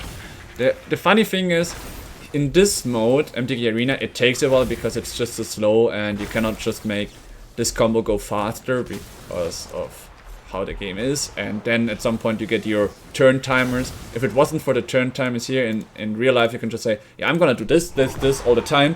Do you want to intercept or anything? Because if not, I can just finish it here. Like, I'm just making this land now an 18-18, and once I have finished that, I'm attacking with 18, 19, 20, 21. So that's what I'm like trying to achieve. I did remove all of his creatures already, which already shows that this game should be over, because no matter what he does, I will keep my Aangs. I'll be able to intercept him. But then again, I just don't want to risk it, that he has some kind of way to play it in a way that benefits him. That's why I said good game, but he just doesn't want to see it. If you guys get bored of this, I'm sorry guys, I just like to play the Airbend comp, so we did a tournament where it didn't go so well today, or an event, a traditional standard event after all. And honestly, I'm feeling horrible that it didn't go well. Maybe because I also didn't focus quite well. It is how it is. But this is exactly the deck that I love to do and play with right now. This is the one that I'm also gonna try out in the next tournament and see how it does with the cards I actually own, with the real cards and not just the value that you saw right now. Okay, I have my timer now, but I'm totally in the time window. I need to do it 2 more times. This is turn 1 and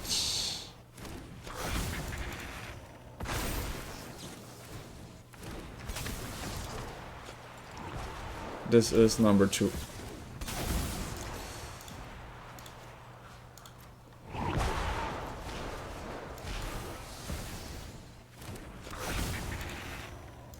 And the last one, just to make sure. Show me you can block this while I still have an interception ready. He can, as expected. Alright, he played Shrines. So, having 4 get lost should be totally fine, right? And that's all I'm gonna add to my deck.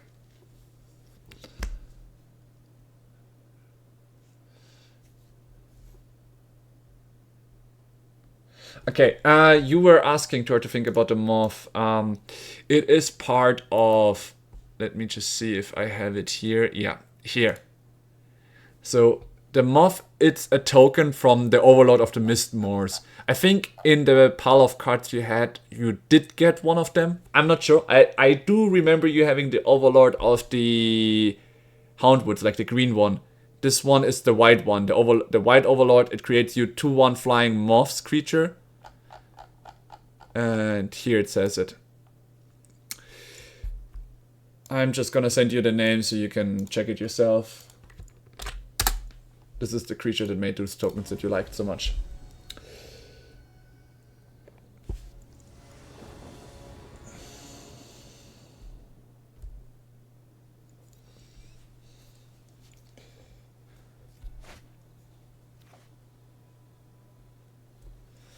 Okay, Aang at the Crossroads, Benjamin Card Dog. Let's go. Does seem like a decent hand. Okay.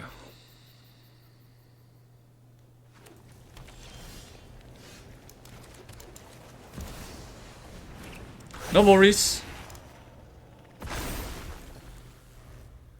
Okay.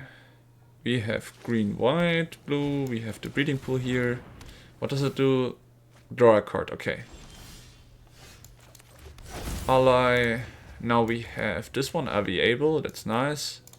Just gonna smack him for 2 right now. Keeping 3 mana Aviable. Next turn I can play Aang at the Crossroads.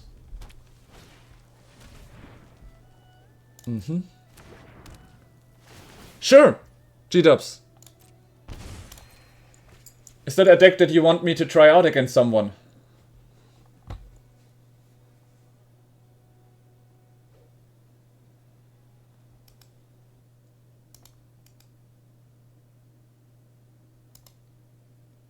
Sure, I would love to see it. Wait, you could have added the sideboard in that Architect. I can show you in a bit, but I'm just gonna flash an Aang. Let me play this one out, and then I'm gonna check your link and everything if you don't mind.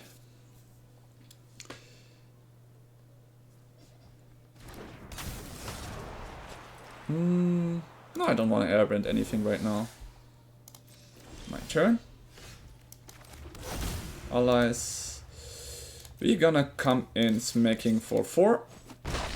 And we are gonna play this Aang at the Crossroads. Maybe I shouldn't have played my Aang here because he didn't play anything himself, but whatever.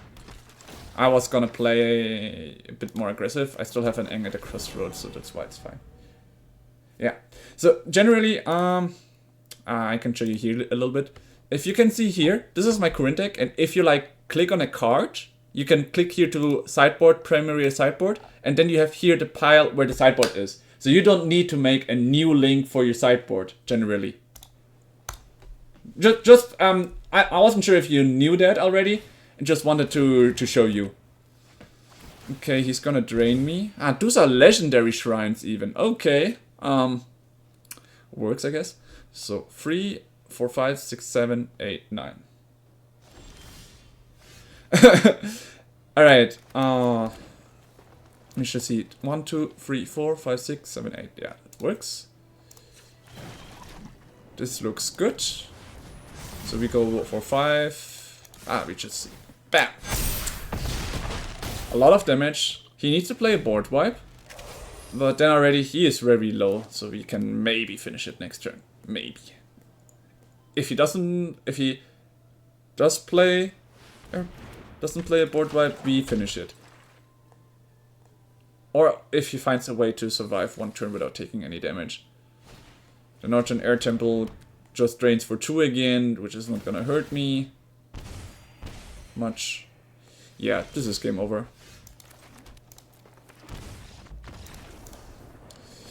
Alright.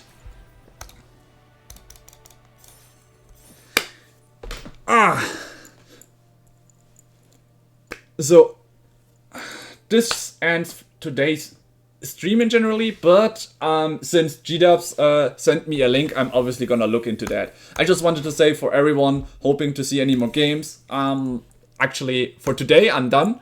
I will be trying a new deck myself the next view, and I will see when I can implement GDub's deck. Maybe I will do it as well in the next stream. Actually, let me just check if I can even recreate it, so I will keep Arena open. Alright, so we got your link here. I'm gonna copy it. Let me see. Copy current address. Maybe that works. No, it didn't. So this time it did. Alright, GDub. What did you show? Okay, you have Enduring Courage. Okay, I haven't seen the Bygone Colossus yet. 4 Quantum Riddlers. Do I have that much? Oh, I hope I do.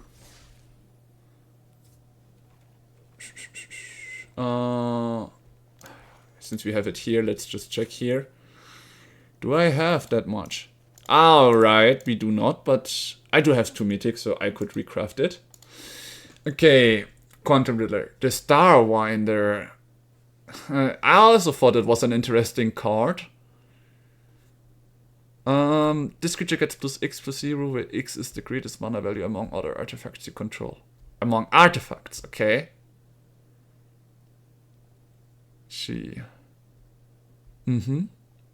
Stock up, I have. Frostcliff Siege might be a problem as well. Yeah, you do seem to have a lot of rare stuff that I cannot craft, so it will be hard for me to implement them. I would need to buy a bunch of rare things to craft them. So I can already tell you, I'm very, very sorry, man. I would love to try it out, but I just do not have the crafting materials here. As you see, I have 0 rares right now, because I spent a lot of stuff to craft this one. But if you want to try it out to fight me with that one, I would be happy to see it in action. If you're up for it, we could even plan it for the next stream that I'm planning. I'm not sure which day. I will keep you updated via YouTube or via my schedule in Twitch. But I sadly cannot try it out myself. In real life, I could, because I have almost every card here. Like, legit, except for the Doorport Mage, I could recreate it and play it. Though again, I would need a 4 set of this one, but these are cheap. No, these are just 2. Okay, but now I have to check it. So your idea here, the Quantum Riddler comes in wrapped for 2 mana, and with Enduring Courage, you give them haste and the Frostcliff. So you have like these 2 for haste, draw, and what does this one? Whenever one or more creatures you control leave the battlefield without dying, draw a card. Ah, okay, you have quite a good card draw. And because of Defleeting Effigy, your Doorport Mage also triggers. Nice. Rob for free and abusing the 9/9 to make him stronger, I guess. Okay. And whenever a creature you control deals combat damage to a player, you may draw that many cards. Okay. Robot Ryan, Leviathan, Sphinx, Robot. Yeah, okay, I see now why you're playing Mistrace Village instead of Commander Source. Then bounce off, return target creature or vehicle to its owner's hand. Okay. If you don't mind, G-dubs, it's all. If you want to play one more game or next stream, sorry, escort and bygone for free, swing for 20 on turn 4. Yeah, I get it. Like, I generally don't mind your deck. The 2 or 3 cards that might be rethinkable, like, I mean, your deck definitely profitates a lot from the getting something out and in again, right? So that's great. I feel like your Starwinder is very costly because he costs 4 mana and only profitates when you deal a lot of damage, which might be a little bit hard to pull off sometimes because you like play him and you're expecting to do a lot of damage, but you have like no trample, and this one only triggers when you deal combat damage. So that's like a little bit of an issue. On the other hand, you get trample with this one, but you would need 2 more of them for that. I used to run Nova Hellkite, but he is better. Frostcliff and Football. Ah, true! Your Frostcliff can also give trample and haste. I completely forgot the Frostcliff.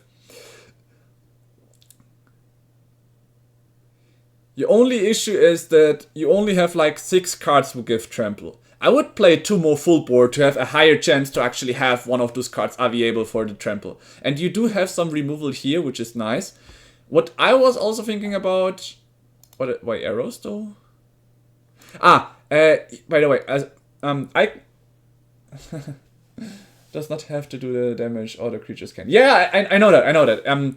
Let me just show you what I generally mean. Like, your list is totally good. Don't get me wrong here. Like, I like that list. I just want to show you which cards could be enhancing this deck. Like, you can try them out if you want to, if you do not have them. And that is also fine. I was just trying to show you. Like, first of all, we have... Generally, I would play 2 more full board just to make sure. Like, if you're playing Starwinder, I would play 2 more full board to make sure you get the ability to use as well. That's like that one. The next thing you could think of in this deck, like, let me just check. Okay, because of these, like, I like the Boomerang basics. It's another one of the draw potential here. And here, Splash MTGA. Was it Splash MTGA or... here it is. Splash Portal? Yeah, Splash Portal. That way you could keep the creatures on your field. So... check this one out for your deck, because it does trigger the ability of the Port Mage, while also keeping your things like the Quantum Riddler or the Emissary Escort onto the field, and not the Emissary Escort, but Quantum Riddler and the Starwinder onto the field. It wasn't my main board, but there is too much destruction. I used to run 4. And that's why you want to keep them like leaving the field. I get that, like, yeah, I also get that a lot, especially against the control players. You do have issues with this deck though. Like, I did play against a player today that had a lot of like, white players like to play Authority of Consuls nowadays. While you do have haste and all, your creatures would still come in tapped against an Authority of Consuls player, right? So it is an enchantment, which means your red cards will be a bit useless because you cannot destroy enchantments.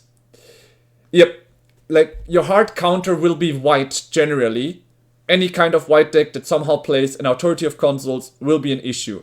So for those, I would recommend you to get more Boomerang basics. If you want to go in aggressive in one turn with them, since your most of your cards will be in your Rob zone, right? In your Excel zone, so they will be safe. So I like the idea. It's very good against all kinds of control players generally.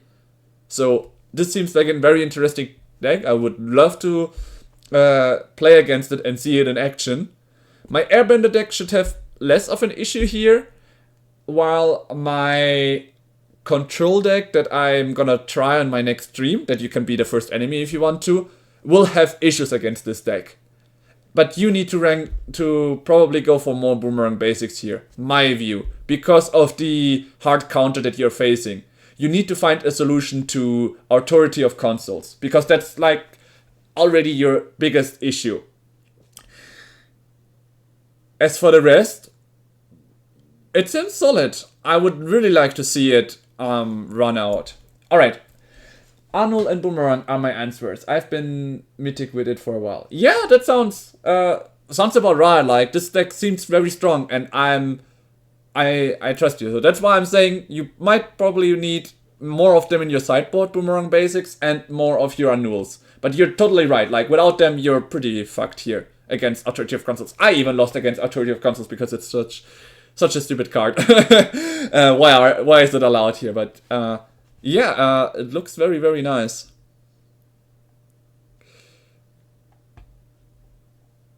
It's so sad though that a lot of these Galactican creatures, like here we have a Sphinx, here we have a Leviathan, aren't the same type. If they were the same type, you could have also played something like Cavern of Souls, which would help your lands a bit more.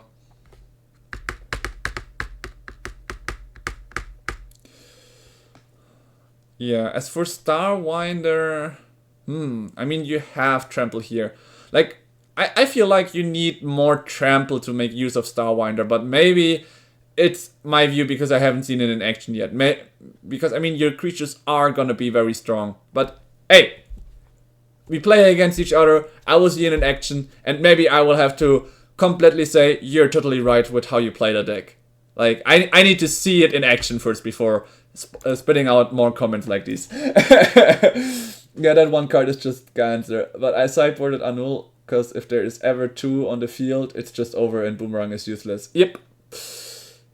Yeah, Anul is also one of the things that I have been thinking of. Like, this is my main airbending deck. Let me just see. There it is. That I created. So I have had the same issue. My idea is Aven Interrupter and get lost. That's like my only thing I have. I can't do anything else about those things. So maybe I should get rid of my Nature's Rhythm and get like probably Aven Interrupter into the main deck and then 2 Annuls into the sideboard to have way more options. I have been seeing a lot of control. If we are looking for like Jeskai control or the black controls, they do not even play Authority of Consoles, but they have some other issues, so that's why I'm playing like 2 Controller and the Spirit Water Revival for those.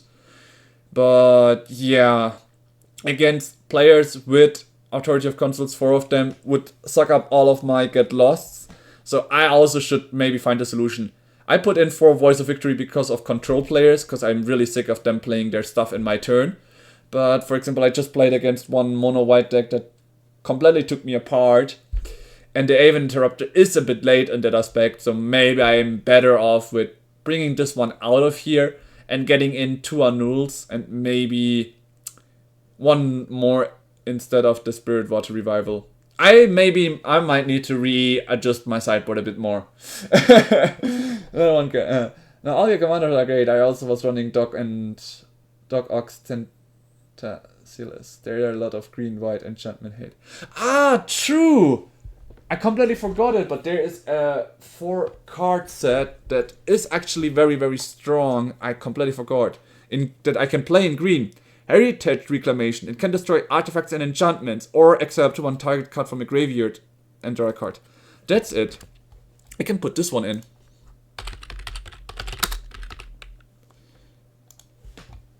This one is such a great card. So we place this one here. I want the Aven Interrupter because of the Connor players, but this might be a solution. So we stop playing Nature's Rhythm. Instead, we can put in the Aven Interrupter. No, here it's removal. Yeah, and now I need to remove 2 more. Yeah, this is a good one. To have more of them available, since the last one just fucking made me hate the game so much more. And maybe I remove 2 Guide of Lantern, because here we can target something, while here we can just remove the entire graveyard. But yeah, that's the thing.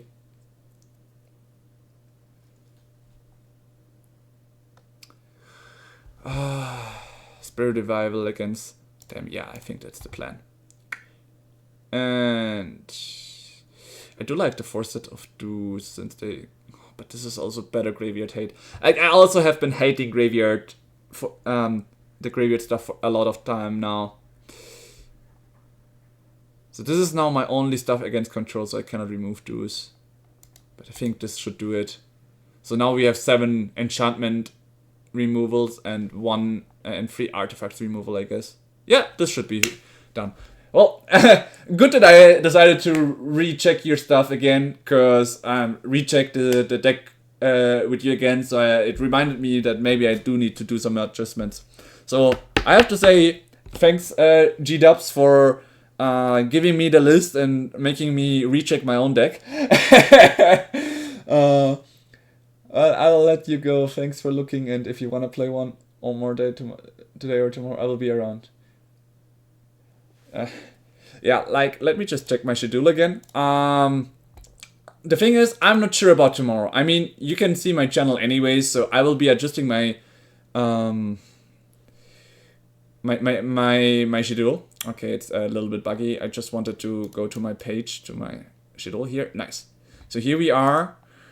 So I'm still not sure if I can do tomorrow, but if you are interested, how about we save us the Friday evening? Yeah, I like them. So I even had one fight with a viewer of mine in League of Legends that he sadly won because I was very bad at mirror match.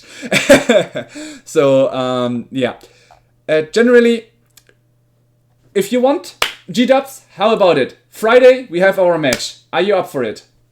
Friday we will have a one-on-one in MTGA Arena. Are you up for it? So normally I would say people should get some points and use them to challenge me, but I'm excited. I want to check your deck. Alright, if you cannot find Friday, we will find a time. Just so you know, I will try, but I cannot promise tomorrow. If anything comes to work, like I will have the weekend probably in the evening time. If not, then probably next week Tuesday. Just let me know if you're interested. You can just whisper me via Twitch or anything. But I'm really interested in your deck. I really want to see it in action. Looks awesome. Alright. What is this? Ah yeah, my notifications. Alright. With that being the case, everyone, thanks for watching. I'm gonna head off because I still have to do some other stuff. I thank you everyone for joining me on my journey, and we will see with my schedule. I will readjust it. Either tomorrow or the latest we will see each other on Saturday evening and Sunday. So check out my schedule and see you next time. Jack the Striker tabbing out. Thanks everyone for being here.